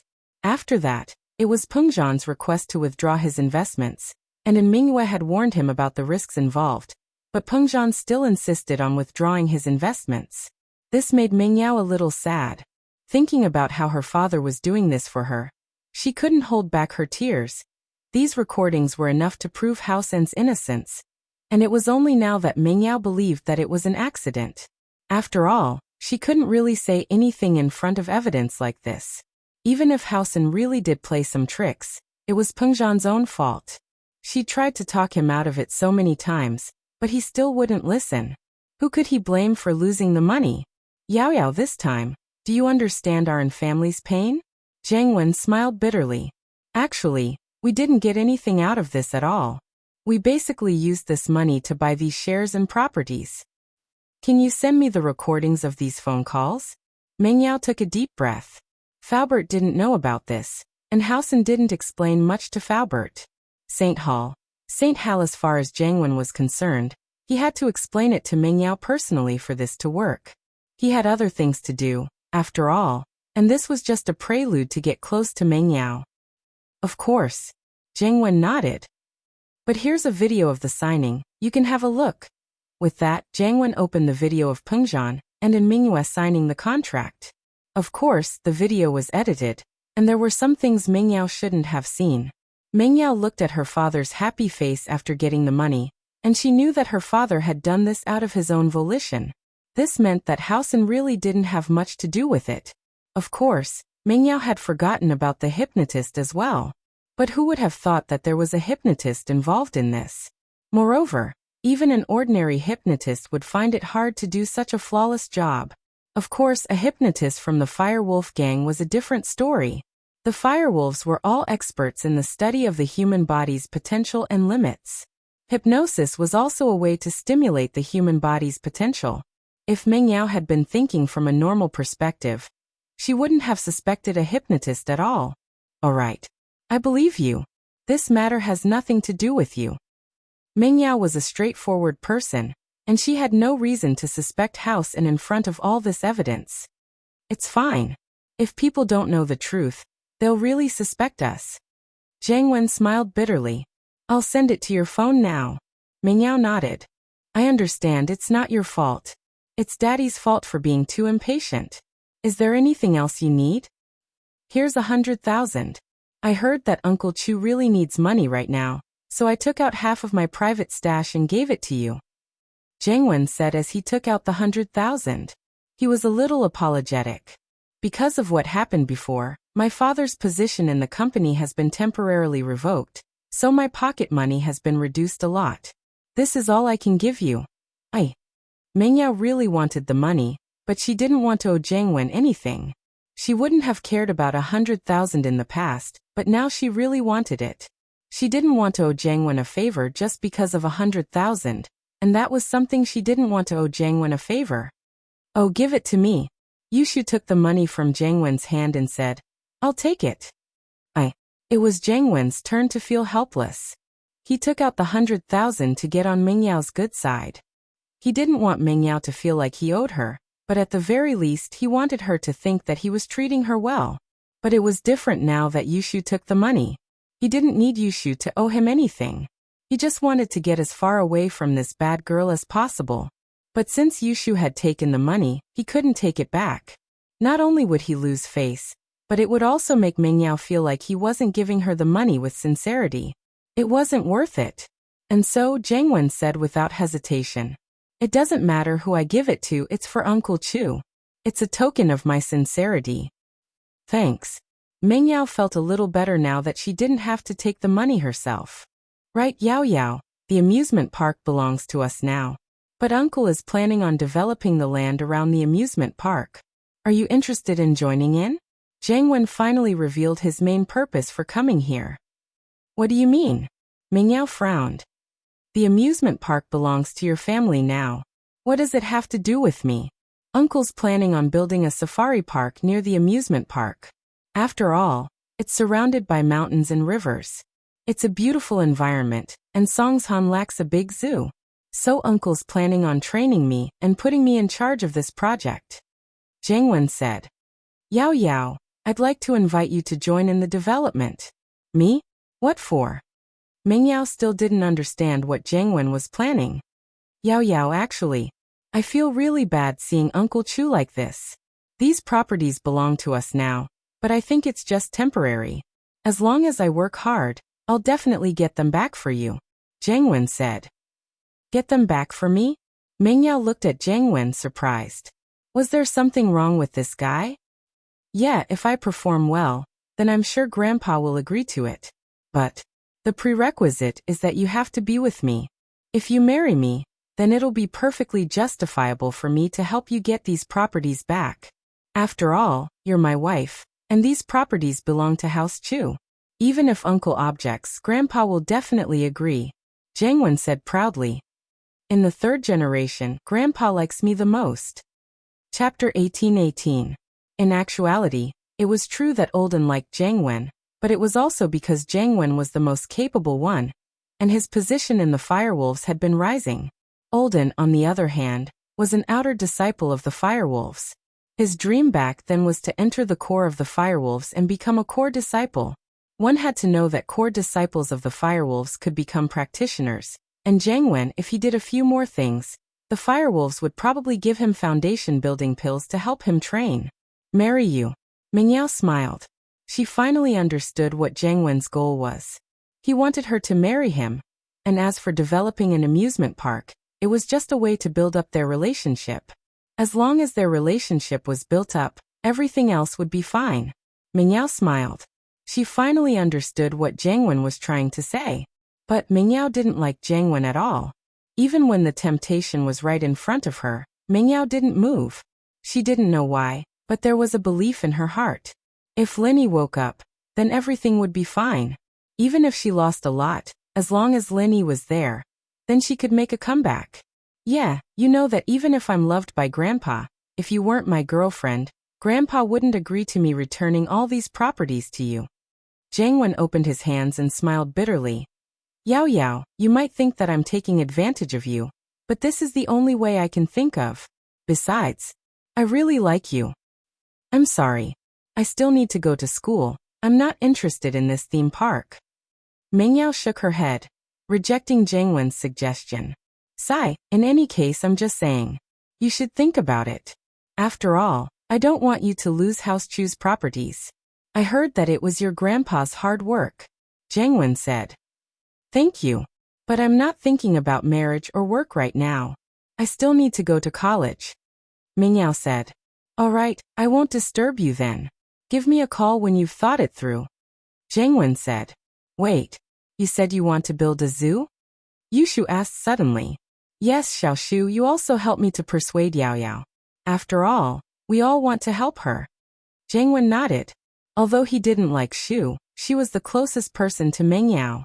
Meng Yao would listen to her if she tried to persuade her. Are you guys buying a lot of animals? Yushu asked. Of course, how can there be no animals in a zoo? Jiang Wen didn't know why Yushu was asking this, but he answered honestly. That's good.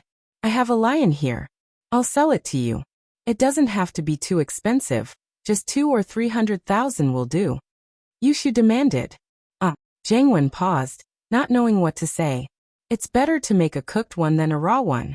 We're already so familiar with each other, and Yao Yao needs money. You won't reject it, will you? Yushu asked. Oh, I'll buy it, of course. 300,000, right? All right, I'll talk to Uncle about it. I'll definitely buy it. Jiang Wen was troubled. His cooperation with Meng Yao didn't work out, and he got a lion for nothing. Jiang Wen had heard that Yushu got a lion from Xiao family's Gohuli, but he didn't think that he'd be the one to buy it. More importantly, the zoo was a project he came up with on a whim. The goal was to get in touch with Meng Yao. If Meng Yao didn't participate, why would he even bother with the zoo? He didn't have the time to do that. There were more profitable projects waiting for him. That's great. I'll get someone to send the lion to you later, Yushu said. Jiang Wen left Meng Yao's house troubled. He felt helpless. Nothing good ever happened to Yushu. This girl always found trouble for him. What the hell? Mingyao couldn't help but smile at Shu's actions, but she didn't stop her. One was willing to get hit, and the other was willing to suffer. With Shu here, other than Lin Yi, she'd take advantage of everyone else. Jiang Wen was asking for it. Shu, do you think that Dad's incident really has nothing to do with Jiang Wen? Mingyao said helplessly as she looked at the evidence on her phone. Who knows? This guy might not even be telling the truth. Yushu doesn't have a good impression of Jiang Wen. But there's evidence. Mingyao said. That's true. But we'll have to wait until Uncle Chu wakes up. Yushu said. Hidden House Yu Bing's letter had arrived. If it were any other disciple of the Ice Palace, they wouldn't be able to enjoy this kind of treatment. But Yu Bing could write a letter to his family once a month, and he could even receive letters from House Yu through the Ice Palace. The other outer sect disciples had to be in the sect for at least a year before they could enjoy the privilege of writing letters to their families, but Yu Bing had the care of the future sect master of the Ice Palace. Not only did he receive more elixirs than the other outer sect disciples, but he also had more privileges than the other outer sect disciples. But even so, no outer disciple dared to object. Who told him to be so close to the future sect master of the Ice Palace? This time, Yu Xiaoqin's letter gave Yu Bing quite a shock. Xiaoqin questioned Yu Bing in the letter. Why did he hide the fact that Lin Yi participated in the tomb robbery, and that he got the qi-gathering pill? Yu Bing, on the other hand, thought that his father knew everything when he saw the letter. He quickly explained everything, admitting that he knew that Lin Yi had participated in the tomb raiding, and that he had a qi-gathering pill with him. But he couldn't be loyal at the same time, and he couldn't betray his friend, so he hid it from his father. In truth, Yu Bing's explanation was because he thought that his father knew everything. He didn't know that it was all a coincidence. Yu Xiaoqin didn't know the truth of the matter, and only heard Yu Huaxing's side of the story. That was why he wrote such a vague letter to Yu Bing. He didn't want to expose himself, so naturally he didn't say too much. He only asked a few general questions, but Yu Bing had a guilty conscience, and so this was the result. If Yu Huaxing knew about this misunderstanding, he'd probably be laughing so hard that he wouldn't be able to close his mouth. He'd just randomly made up a lie to frame Lin Yi, and now Yu Bing was telling the truth. Even the heavens were helping him. Chapter 18-19. Looking at the letter in his hands, Xiaoqin's face darkened even more. After confirming Yu Huaxing's words, Xiaoqin immediately went to the mountain where the old Yu was in isolation. Under Yu Yi's lead, Xiaoqin once again met the old Yu. Saint Hall Father, Yu Bing's reply is here.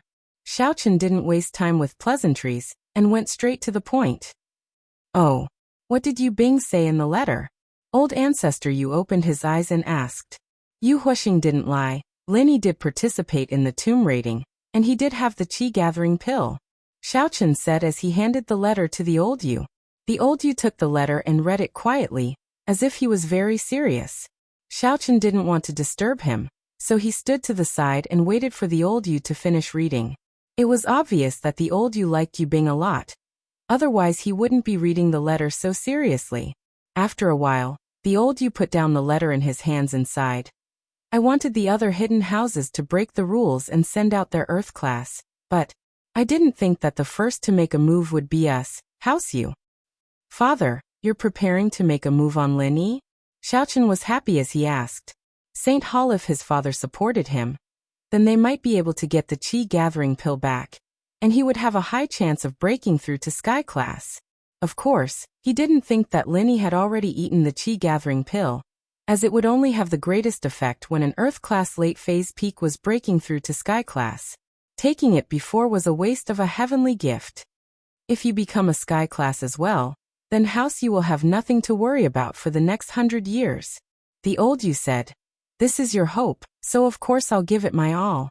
Since we've confirmed that it was Lin Yi who took the pill, then let's fulfill Yu Huaxing's wish, kill Lin Yi and get the pill back. Kill Lin Yi? Xiaoqin raised an eyebrow. Yu Bing. Sooner or later, he will understand that the interests of the family are greater than anything else. Elder Yu said. This time, we'll let Yu Lu go. Although it's said that Lin Yi went crazy, we don't know if it's true or not. Yu Lu is an Earth class mid-phase peak. Even if Lin Yi is faking it, he can still beat Lin Yi. Yes. Xiaoqin nodded. Then I'll go arrange it right away. And go talk to Yu Huasheng. You know what to say, right? Old ancestor, Yu said. Of course. Yu Xiaochen said. I'll make sure that Yu Huasheng remembers this favor after helping House Yu get their revenge. Count this as repayment for House Zhao stealing his qi-gathering pill. Alright, off you go. Old ancestor Yu waved his hand. After Xiaochen left the old ancestor's training grounds, he sent for Yu Huasheng. Greetings, head Yu. Yu Huasheng said respectfully. He didn't know why Yu Xiaochen was looking for him all of a sudden, but he wasn't afraid. Ever since he was told to pretend that the Zhaos had taken the qi-gathering pill, he knew that everything would be fine. No one would pursue this matter anymore. Even if someone did pursue this matter, Yu Huasheng would be able to push all the blame away. Huasheng, Yu Bing has sent a letter, confirming your story. Lin Yi did participate in the grave robbing, and he was the one who stole the qi-gathering pill. Xiaochen said. Yu Huasheng paused. Had Yu Bing lost his mind? What the hell did Lin Yi participate in the grave robbing? Plus, the qi-gathering pill wasn't stolen by Lin Yi. He was the one who gave it to House Zhao. Why did Yu Bing admit to his story? Before, Yu Huasheng was relieved, but he was afraid that something would happen to Yu Bing. If Yu Bing had clarified things, then House Yu would definitely believe Yu Bing's words, not Yu Huasheng's. So Yu Huasheng was hoping that Yu Bing wouldn't be able to write letters in the Ice Palace, but he didn't think that Yu Bing would actually reply to him. What was even more unexpected was that Yu Bing actually confirmed his story. Was Yu Bing out of his mind? But despite his doubts, Yu Huasheng was still very happy. No matter what reason Yu Bing had, confirming this was beneficial to him.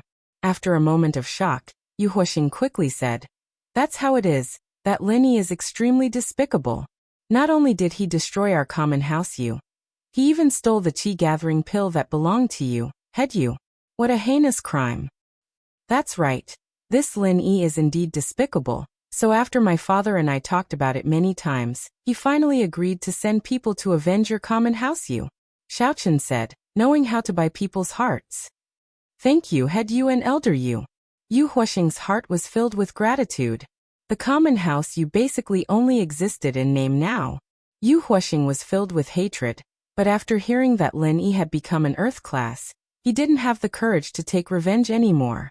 If the hidden house Yu didn't help, then unless he became a higher class master, he wouldn't be able to do anything to Lin Yi at all. Plus, he was someone who was especially afraid of death. Before he completely suppressed Lin Yi's strength, he wouldn't do anything rash. You're welcome, this is what we should be doing. The common house Yu may not have a successor, but you can support a few other relatives. I heard that Yu Haitian isn't bad. Let him and Yu Kuren take care of House Yu together. Xiaochen said. But House Yu will just be doing business from now on. Don't participate in training anymore. Yes. Yu Huasheng sighed heavily. If the common house Yu stopped training, then what difference was there between them and normal businesses? This meant that the common house Yu would be completely marginalized from now on. They wouldn't have the glory they had before. But this was the best solution. At least the hidden house Yu would still support House Yu. Otherwise, it was hard to say if House Yu could survive. Without a practitioner, any house with a practitioner could step on them. This time, I'm going to let Yu Lu go find Lin Yi for revenge. Is there anything else you want to say? Xiaochen asked. Nothing, it's all up to you, head Yu. Yu Huasheng wanted to say that he wanted to take revenge himself, to kill Lin Yi with his own hands. But in the end he didn't have the courage to say it, because he was afraid of dying. He was afraid that Lin Yi was faking it. Even if Yu Lu, an Earth-class mid-phase peak, went with him, he was afraid that Yu Lu wouldn't be able to protect him. And so Yu Huasheng gave up when it came down to it. Chapter 1820. Xiaochen naturally didn't say anything. He told Yu Huasheng to leave and went to find Yu Lu. Yu Lu, I'll give you a mission this time. Yes, House Head Yu, please instruct me. Yu Lu was a direct descendant of House Yu, and he was extremely loyal to House Yu. He was a brainwashed loyalty.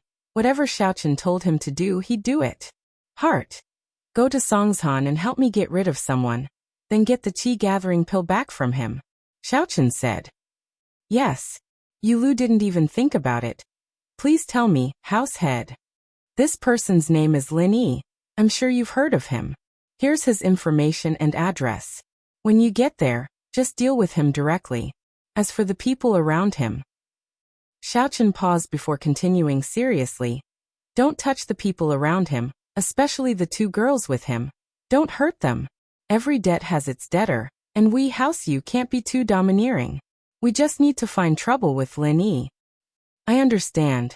Yu Lu nodded. In actuality, Xiaochen didn't need to explain so much. There was no doubt about Yu Lu's loyalty.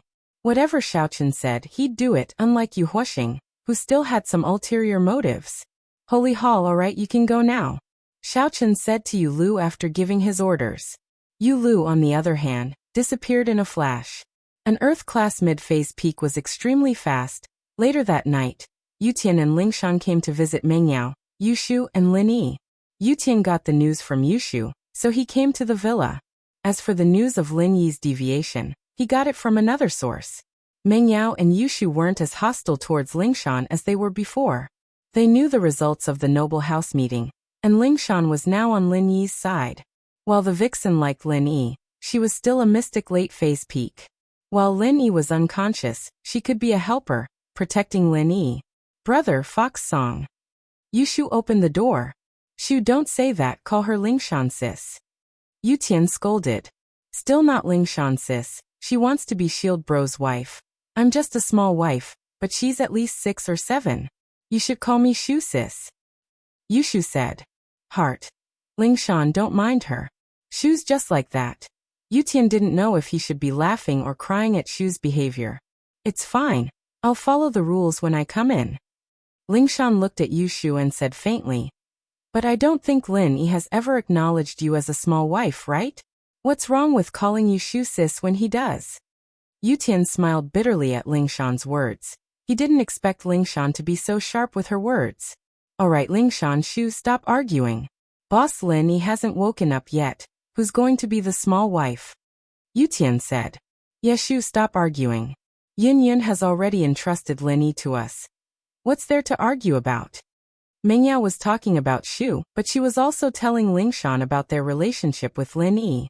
Lingshan smiled and didn't say anything. Bro, do you want to see Shield Bro? Yushu asked. That second. I'm here to remind you guys not to stay in the villa. You guys should move out and find a more secluded place to stay. Yutian said. According to our experience, if the news of Boss going crazy gets out, his enemies might come for revenge. It's too dangerous for the two of you to stay here alone. Ah. Mengyao couldn't help but gasp. She had forgotten about this before, and now that Yutian reminded her, she suddenly remembered the time when Lin Yi was injured and fainted, and the noble houses came to him at the same time. She still had lingering fear when she thought about the situation at that time. Lin Yi had woken up at the critical moment, but what about now? It was impossible for Lin Yi to wake up now, and if more enemies came to their door, there was only one way. According to the information I received, at least the hidden house Pi behind Xiao family, and the hidden house Yu behind house Yu won't let this go easily, so you guys better leave here as soon as possible. If these two houses send masters, Yutian bro and I won't be able to fight them even if we work together. Lingshan said. Thanks for the reminder, we'll pack up now. Mengyao nodded decisively after listening. She didn't have the slightest bit of nostalgia for this huge villa. Since it wasn't hers anymore, what was the point of living here? When Lin Yi woke up, she could buy a bigger villa. Mengyao had always been confident in Lin Yi, but she didn't know where this confidence came from. Was it just because of Lin Yi's tall figure during the bank robbery? We'll help you, we'll only pack the important things, the things that are meaningful to you guys. Leave the other furniture and appliances here, Yutian said. Okay.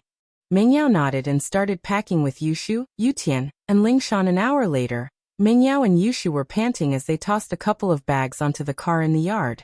These were all the useful stuff they'd packed, including a change of clothes and underwear, and a laptop with some photos and other important documents on it. The other computers had all been erased from the computer. Lin Yi didn't have many things.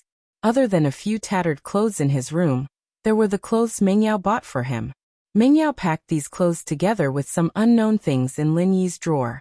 Finally done. Mengyao breathed out in relief. She looked at the things that couldn't be taken away and shook her head. Goodbye villa.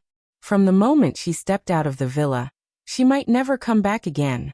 But just when Meng Yao and Yushu put Linny in the car and were about to leave, something unexpected happened.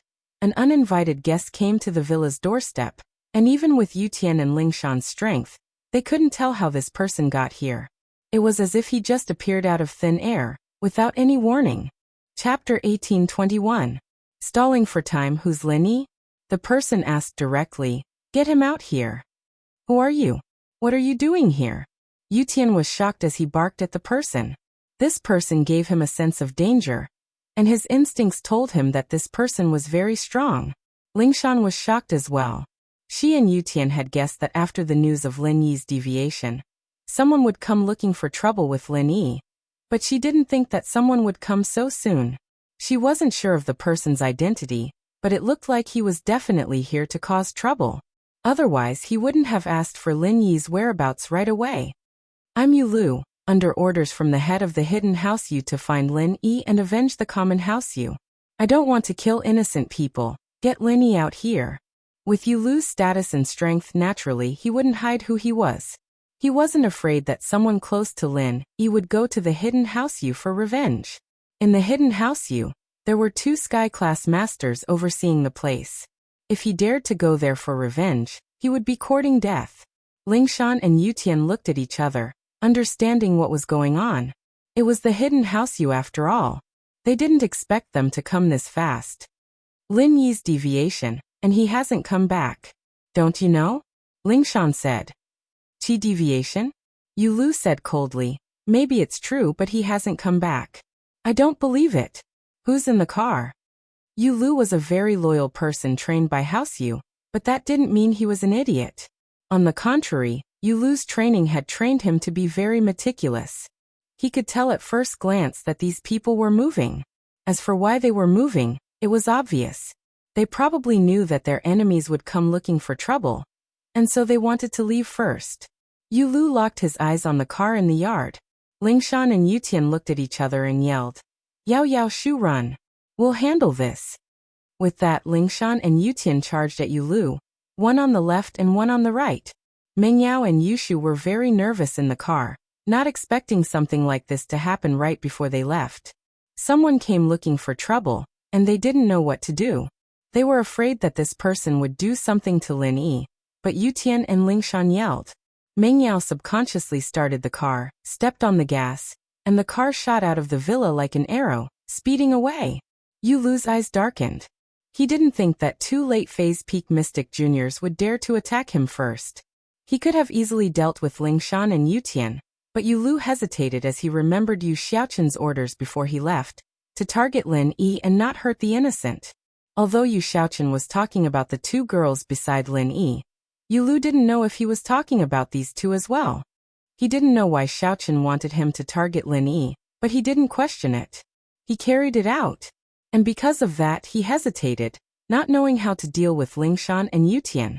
And it was this moment of hesitation that gave Meng Yao the chance to drive away. Otherwise, with Yu Lu's skills, it would be a piece of cake for him to stop Meng Yao and Yushu. Move or I won't go easy on you. Yu Lu warned faintly. Meng Yao and Yushu had left, but Yu Lu was confident that he could catch up to them in a short amount of time. After all, there were only a few roads in the villa area, and with his speed, he would be able to find them. In order to make these 2 retreat, Yu Lu channeled his practitioner's arts as well, and in an instant, his Earth-class mid-phase peak was on full display. His chi pressed down on Lingshan and Yutian. Lingshan and Yutian's faces changed. They knew their opponent's strength now. It was an Earth-class mid-phase peak. If they were facing someone who'd just entered Earth-class early phase, Lingshan and Yutian would have a chance if they worked together, but this was an Earth-class mid-phase peak. They had no chance at all. They weren't Lin Yi, and they didn't have the ability to fight someone stronger than them.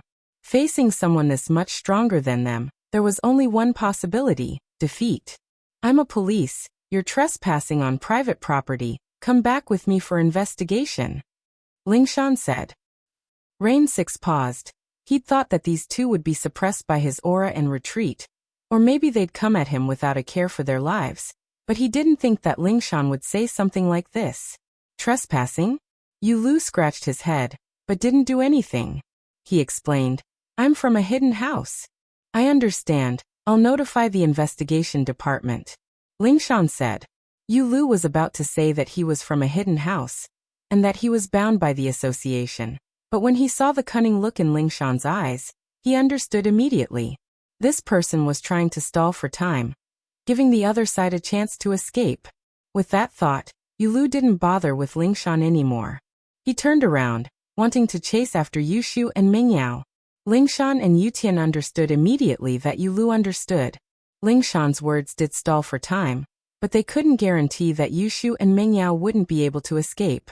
They stood in front of Yu Lu, not letting him leave. Move or I won't go easy on you. Yu Lu said coldly. Two mystic late-phase peak. Are you guys tired of living? At this point, Yu Lu had guessed that these two were from noble houses as well. He didn't know which noble house they were from, but they were definitely with Lin Yi. Yu Lu was raging inwardly. These two mystic juniors were messing up his plans, and he wanted to kill them immediately. But remembering what Xiaochen had told him, he didn't do it. After all, he didn't understand what Xiaochen meant.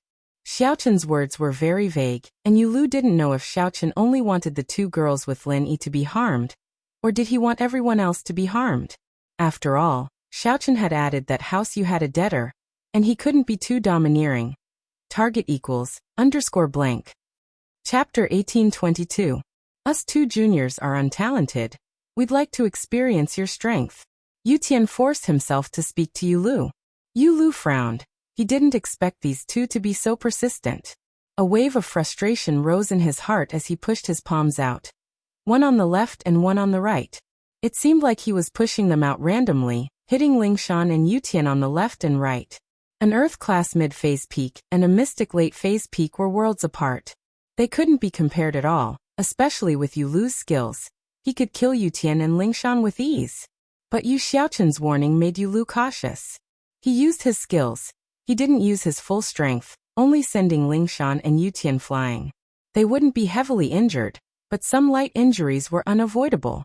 Lingshan and Yutian's bodies flew out, one on the left and one on the right. Both of them felt sorrow. They couldn't even take a single hit from Yu Lu. They didn't even see how Yu Lu did it, and they were already flying out. This meant that the difference in strength between the two was just too huge. Yutian and Lingshan's thoughts of risking their lives was a joke. If Yu Lu wanted to kill them, they'd be dead already. But be it Yutian or Lingshan, they didn't know why Yu Lu would go easy on them. Looking at how aggressive he was when he came for Lin Yi, he didn't look like a merciful person at all. Did he? But this was a question that would never be answered.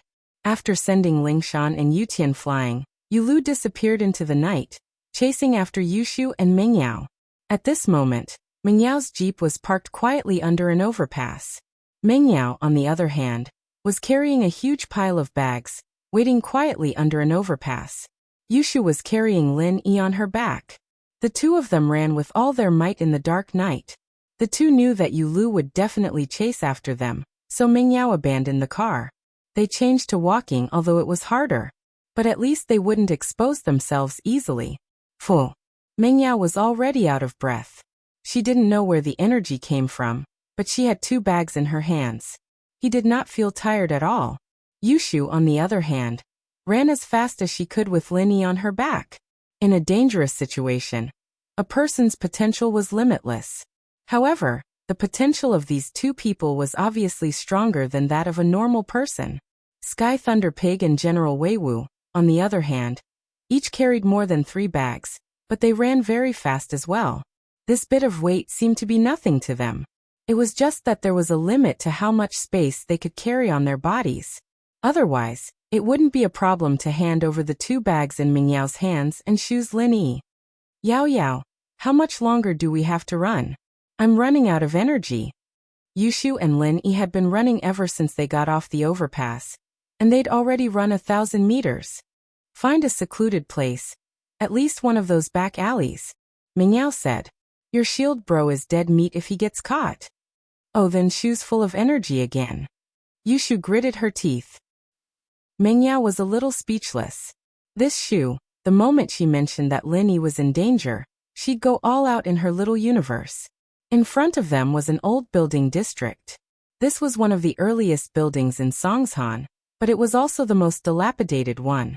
The buildings here were all decades old, and most of them were 3-story red brick houses. Because of the problems with the planning, they didn't consider things like roads, so there were only alleys between the buildings, and the alleys were all enclosed by the residents on the first floor, turning it into their own yard. Dirty, messy, and broken. This was Meng Yao and Yushu's first impression. If it weren't for this escape, they wouldn't have come to a place like this no matter what. Perhaps they wouldn't come here for the rest of their lives, but Meng Yao purposely chose this place today. First, there were more obstacles here. The boxes were narrow, and the front of the yard was filled with junk. It was easy to find a hiding spot. Second, cars couldn't enter this place, and the two left in their car. If Yulu didn't see them hiding in the parking lot under the overpass, he wouldn't have thought that they were in an alley like this. Let's rest for a bit, Meng Yao said to Yushu, who was panting heavily. She really couldn't walk anymore. Okay. Yushu might have gone all out, but she was exhausted as well. Naturally, she agreed with Meng Yao's suggestion. The two found a pile of junk in front of a house and hid behind it carefully. Yulu chased after them, walking on the rooftops and telephone poles. He could see the streets below, and as an Earth-class mid-phase peak, it was a piece of cake for him. Yulu was furious. If it weren't for Yutian and Lingshan, he would have caught up to Meng Yao and Yushu long ago. But now, he could only rely on his instincts to search the area. Finally, Yulu's eyes landed on the parking lot under the overpass. There weren't many cars in the parking lot at night, and if he looked carefully, he would be able to find Meng Yao's jeep easily. The next moment, Yulu appeared beside the jeep. He touched the car's hood, a cold smile on his face. He leaped up again, jumping onto the overpass. A driver who was passing by suddenly saw someone appear on the bridgehead. He almost got into an accident, thinking that he'd seen a ghost. Yulu was observing the surrounding terrain. Since Meng Yao and Yushu had abandoned the car and walked, Yulu was thinking, which path would he choose if he were in their shoes? Finally, Yulu's eyes landed on an area of old buildings not too far away from the overpass. He could see what was going on in the other streets and neighborhoods, but that area of old buildings was built in a complicated manner. The tallest one was a 3-story building, and there wasn't a single place where he could get a good view of the entire area. This was the place. Rain 6 set his sights on this area of old buildings. If there was someone following him, then Rain 6 would have chosen this area as well, since there were too many places to hide and adapt to the situation. A small alleyway was all it took to lose his pursuer. After making up his mind, Yulu walked quickly towards the old building area. Chapter 1823. Yao Yao, that Yulu won't come after us, will he? Yushu had a bad feeling about this. As if Yulu could come after them. I don't know. Meng Yao looked at the closed doors of the houses, thinking how great it would be if they could hide in one of the houses. But she didn't know them, and even if they told her to hide in one of the houses, Meng Yao wouldn't dare do it. After all, they weren't familiar with the place, and who knew if they had bad intentions in the distance? A series of footsteps could be heard. It was especially clear in the empty alleyway, and Meng Yao and Yushu's hearts jumped. At that moment, the hairs on the two's backs stood up. They were wondering if Yulu had followed them here. The footsteps were getting nearer and nearer, and Meng Yao and Yushu subconsciously shrunk back. They were hiding behind a pile of junk, but if someone were to pass by, they'd still notice their silhouettes. Just as the person was about to pass by, the sound of coughing could be heard. It was the sound of an old woman coughing. Clearly, it was also the sound of the person who had come. Cough, cough. The cough made Meng Yao and Yushu relax. Thank goodness it wasn't Yulu. Not long after, a short old lady pushed a cart and slowly walked over. However, the old lady walked very slowly. Her eyes seemed to be sizing up the ground as she walked. She was a scavenger, and her cart was filled with broken cardboard boxes, bottles, and scrap metal. She looked around to see if there were any discarded bottles. When she passed by Meng Yao and Yushu, she saw the two curled up behind a pile of junk. The old lady's eyes flashed when she saw the two girls hiding there. She didn't know what they were doing here, but she subconsciously looked at them a few more times. Then, a look of disbelief appeared in the old lady's eyes. Fairies, you're the fairies. The old lady stopped in her tracks and cried out to Meng Yao and Yushu. Meng Yao and Yushu listened to the old lady's words. They froze for a second, But in the next moment, they recognized the old lady. She was the old lady who picked up scraps at the back door of Tiandi Entertainment. She was humiliated by Zhen Yingjun, and Lin Yi transferred her disease to Zhen Yingjun. At that time, the old lady's chronic illness was suddenly cured. Naturally, she thought that Meng Yao and Yushu were fairies. After all, only fairies could do that, right? No matter how good a doctor was, he could only cure her illness. However, they could transfer their pain to the young man who bullied them. Only immortals could do this. With that, the old lady put down the car and was about to kneel down to greet Meng Yao and Yushu. Being able to meet a goddess once was already a blessing for her ancestors. One could imagine how excited the old lady was to be able to meet a fairy for the second time. Granny were not fairies. Meng Yao subconsciously stopped the old woman from kneeling down. After all, they couldn't accept the old woman's kowtow. You must be fairies. If you're not fairies, how can you cure this old lady's chronic illness? And how can you transfer the disease to that evil man? Did you transfer it to that evil person? Asked the granny. Meng Yao didn't know how Lin Yi did it, and so she couldn't explain it. If it weren't for the fact that Lin Yi had so many miraculous abilities, she would have been surprised if it was the first time she saw something like this. Two fairies. If you don't mind, you can come to my house. I want to donate all my savings over the years as incense money to you, said the old lady. You're not willing to accept this old lady's kowtow from me, but if you don't mind, you can come to my house. She was a grateful old woman, and she'd been scavenging for a living all these years. Her disability made it hard for her to move around, and the things she could scavenge every day were limited. But now that her legs were more agile, her income had increased greatly. She could now go to places she couldn't go before, and it was only natural that she was grateful to Meng Yao and Yushu. Meng Yao and Yushu looked at each other. The two weren't greedy for the old lady's incense money, but they were worried about finding a place to hide. Since the old lady invited them, and it was someone they knew, they weren't afraid of someone with ulterior motives. It was exactly what Meng Yao and Yushu wanted. Sure, Granny, but we're not fairies. We'll tell you in detail when we get to your house. Meng Yao could see that the old lady was a kind person. She wouldn't pretend to be a fairy to trick her.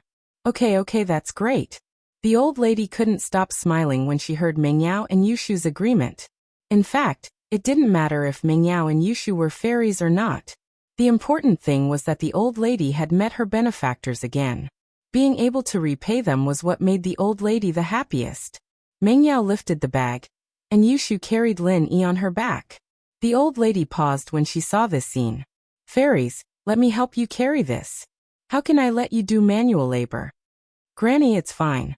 But before Meng Yao could finish, the old lady took the bag from her hands easily and put it on the cart. Lin Yi, who was on Yushu's back, was also carried by the old lady. The scene stunned Meng Yao and Yushu. They didn't expect this skinny old lady to be so strong. The old lady smiled when she saw the shock.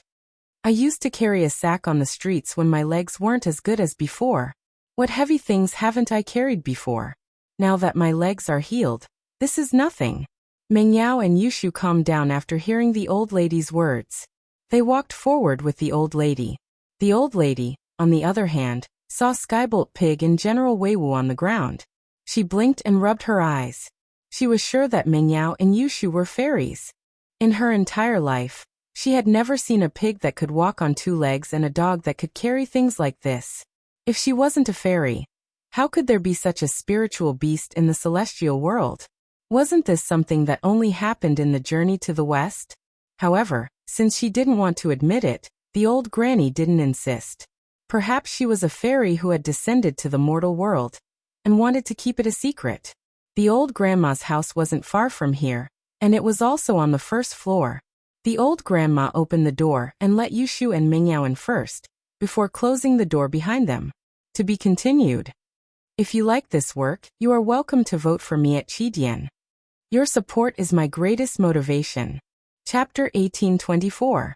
This is my house, and it's a bit messy. Please don't mind. The old lady said. St. Hall. Grandma, we really aren't fairies. Besides, it's good enough that we have a place to stay. Meng Yao smiled bitterly. She didn't know why, but the old lady was so sure that they were fairies. With that, the old lady opened the door, and the group entered the house. The yard was messy, with all sorts of junk everywhere, but the house was clean and tidy. The old lady lived in an old house with 2 bedrooms and 1 living room. There wasn't much decoration, and there wasn't any good furniture either. Even so, the house was clean and spotless. It was obvious that the old lady was a hard-working person. "Please have a seat, fairies. I'll make you some tea." The old lady placed Lin Yi on the sofa carefully. She didn't know what happened to Lin Yi, but she didn't dare ask if the 2 fairies didn't want to talk about it. The old lady recognized Lin Yi as the man who was with the 2 fairies at the back door of Tiandi Entertainment. "Don't bother, Grandma, we really aren't fairies. Not only that, we have a favor to ask." Meng Yao quickly stopped the old lady from making tea. St. Hall. Not long after the 3 entered the yard, a figure appeared at the entrance of the alley. It was Yulu. Yulu's eyes looked coldly at the empty alleyway. He flew up to the top of a 3-story building, looking down at the alleyway, but he didn't see anything out of place. This was the innermost alleyway. He'd searched the other alleyways, but Meng Yao and the others weren't there. He'd thought that Meng Yao and Yushu would be hiding here, but they weren't there. Could it be that they really weren't here? Or did they think that I would definitely follow them to this alley when I saw them abandoning their car? So they deliberately didn't go here, and chose the main street where it would be easier for them to be exposed? Yulu's face darkened at the thought. He felt that he'd underestimated Meng Yao and Yushu. The most dangerous place was also the safest place. Why hadn't he thought of that? Of course, Yulu didn't think that Meng Yao would know any friends or relatives in this old building district. After all, judging from the villa district they lived in, it was impossible for them to have any interaction with the people living here. St. Hall. Yulu sighed softly as he left the area, returning to the jeep under the overpass, trying to figure out the escape route Meng Yao and Yushu might have taken. Even if he found the right route, he might not be able to catch up to them. It had been a long time, after all, and Yushu might have found a hotel and settled down by now. But no matter what, Yulu had to give it a try. Meng Yao wanted to find a place to stay, so she didn't hide anything. She told the old grandma about her, Yushu, and Lin Yi being followed. She also explained that she and Yushu weren't fairies, but Lin Yi was a great doctor. He could cure her and create similar symptoms for Zhening Jun at the same time. The old grandma didn't think twice about Meng Yao's request to stay here for a while. She was a lonely old lady, and Meng Yao's arrival wouldn't bring her any inconvenience. Plus, the old grandma wanted to repay Meng Yao and Yushu, so she wouldn't reject them. Although you say that you are not fairies, from what this old woman has seen for dozens of years, even if you are not fairies, you are still extraordinary people. Being able to let you live here is the good fortune that this old woman has accumulated in her previous life. This old woman is truly very happy. The old woman said. Thank you, Grandma. Meng Yao and Yushu finally let out a sigh of relief. They'd planned to find a more secluded hotel to stay in. But even if they could use Ling Yi's name to register, Yulu wouldn't be able to find them. After all, the 3 of them were too obvious, and 2 girls with an unconscious boy. He'd be able to find them easily if he went to any hotel and asked around. As long as Lin Yi stayed in the house and didn't come out, who would pay attention to an old lady who picked up scraps? No need to thank me. I should be the one thanking you. I can't thank you enough for letting me enjoy the life of a normal person before I die. The old lady said. By the way, you said that the young miracle-working doctor was in a coma because of illness. He must need to buy medicine. I don't have much savings in my life, but I'll give it all to you. It's a token of my gratitude to the young miracle-working doctor for treating me. Meng Yao and Yushu were in need of money, but they didn't want to take the old grandma's money. Take this, the old woman said as she took out a bank book, handing it to Meng Yao and Yushu. I've been an old woman for my whole life. My husband and kids are gone. I don't really need money. Meng Yao was shocked when she saw the number on the bank book. There was 100,000. She didn't think that a lonely old grandma could get so much money by scavenging. Maybe I'll lend it to you and I'll return it to you later. Meng Yao thought about her father's situation and Lin Yi's situation. She accepted the bank book with a thick face. She needed money right now, and although Jiang Wen had sent over a sum of money, it wasn't enough to cover her father's medical expenses. Plus, Lin Yi's medical expenses weren't there yet. Haha, it doesn't matter if you return it or not. But you said someone was following you. Why didn't you call the police? The old grandma asked curiously. Mingyao didn't know how to explain. That person is very strong, and he's already a practitioner. Do you know what practitioners are? Practitioners? The old lady's eyes suddenly flashed with a strange light, but she quickly returned to normal as if she was reminiscing. After a while, she shook her head and said, I think I've heard of it before, but it's been too long, so I can't remember. Mingyao nodded, not minding too much. After all, normal people didn't know much about practitioners. Even if they did hear about it, it was just a rumor. The only people who could see it with their own eyes were the bodyguards of big bosses.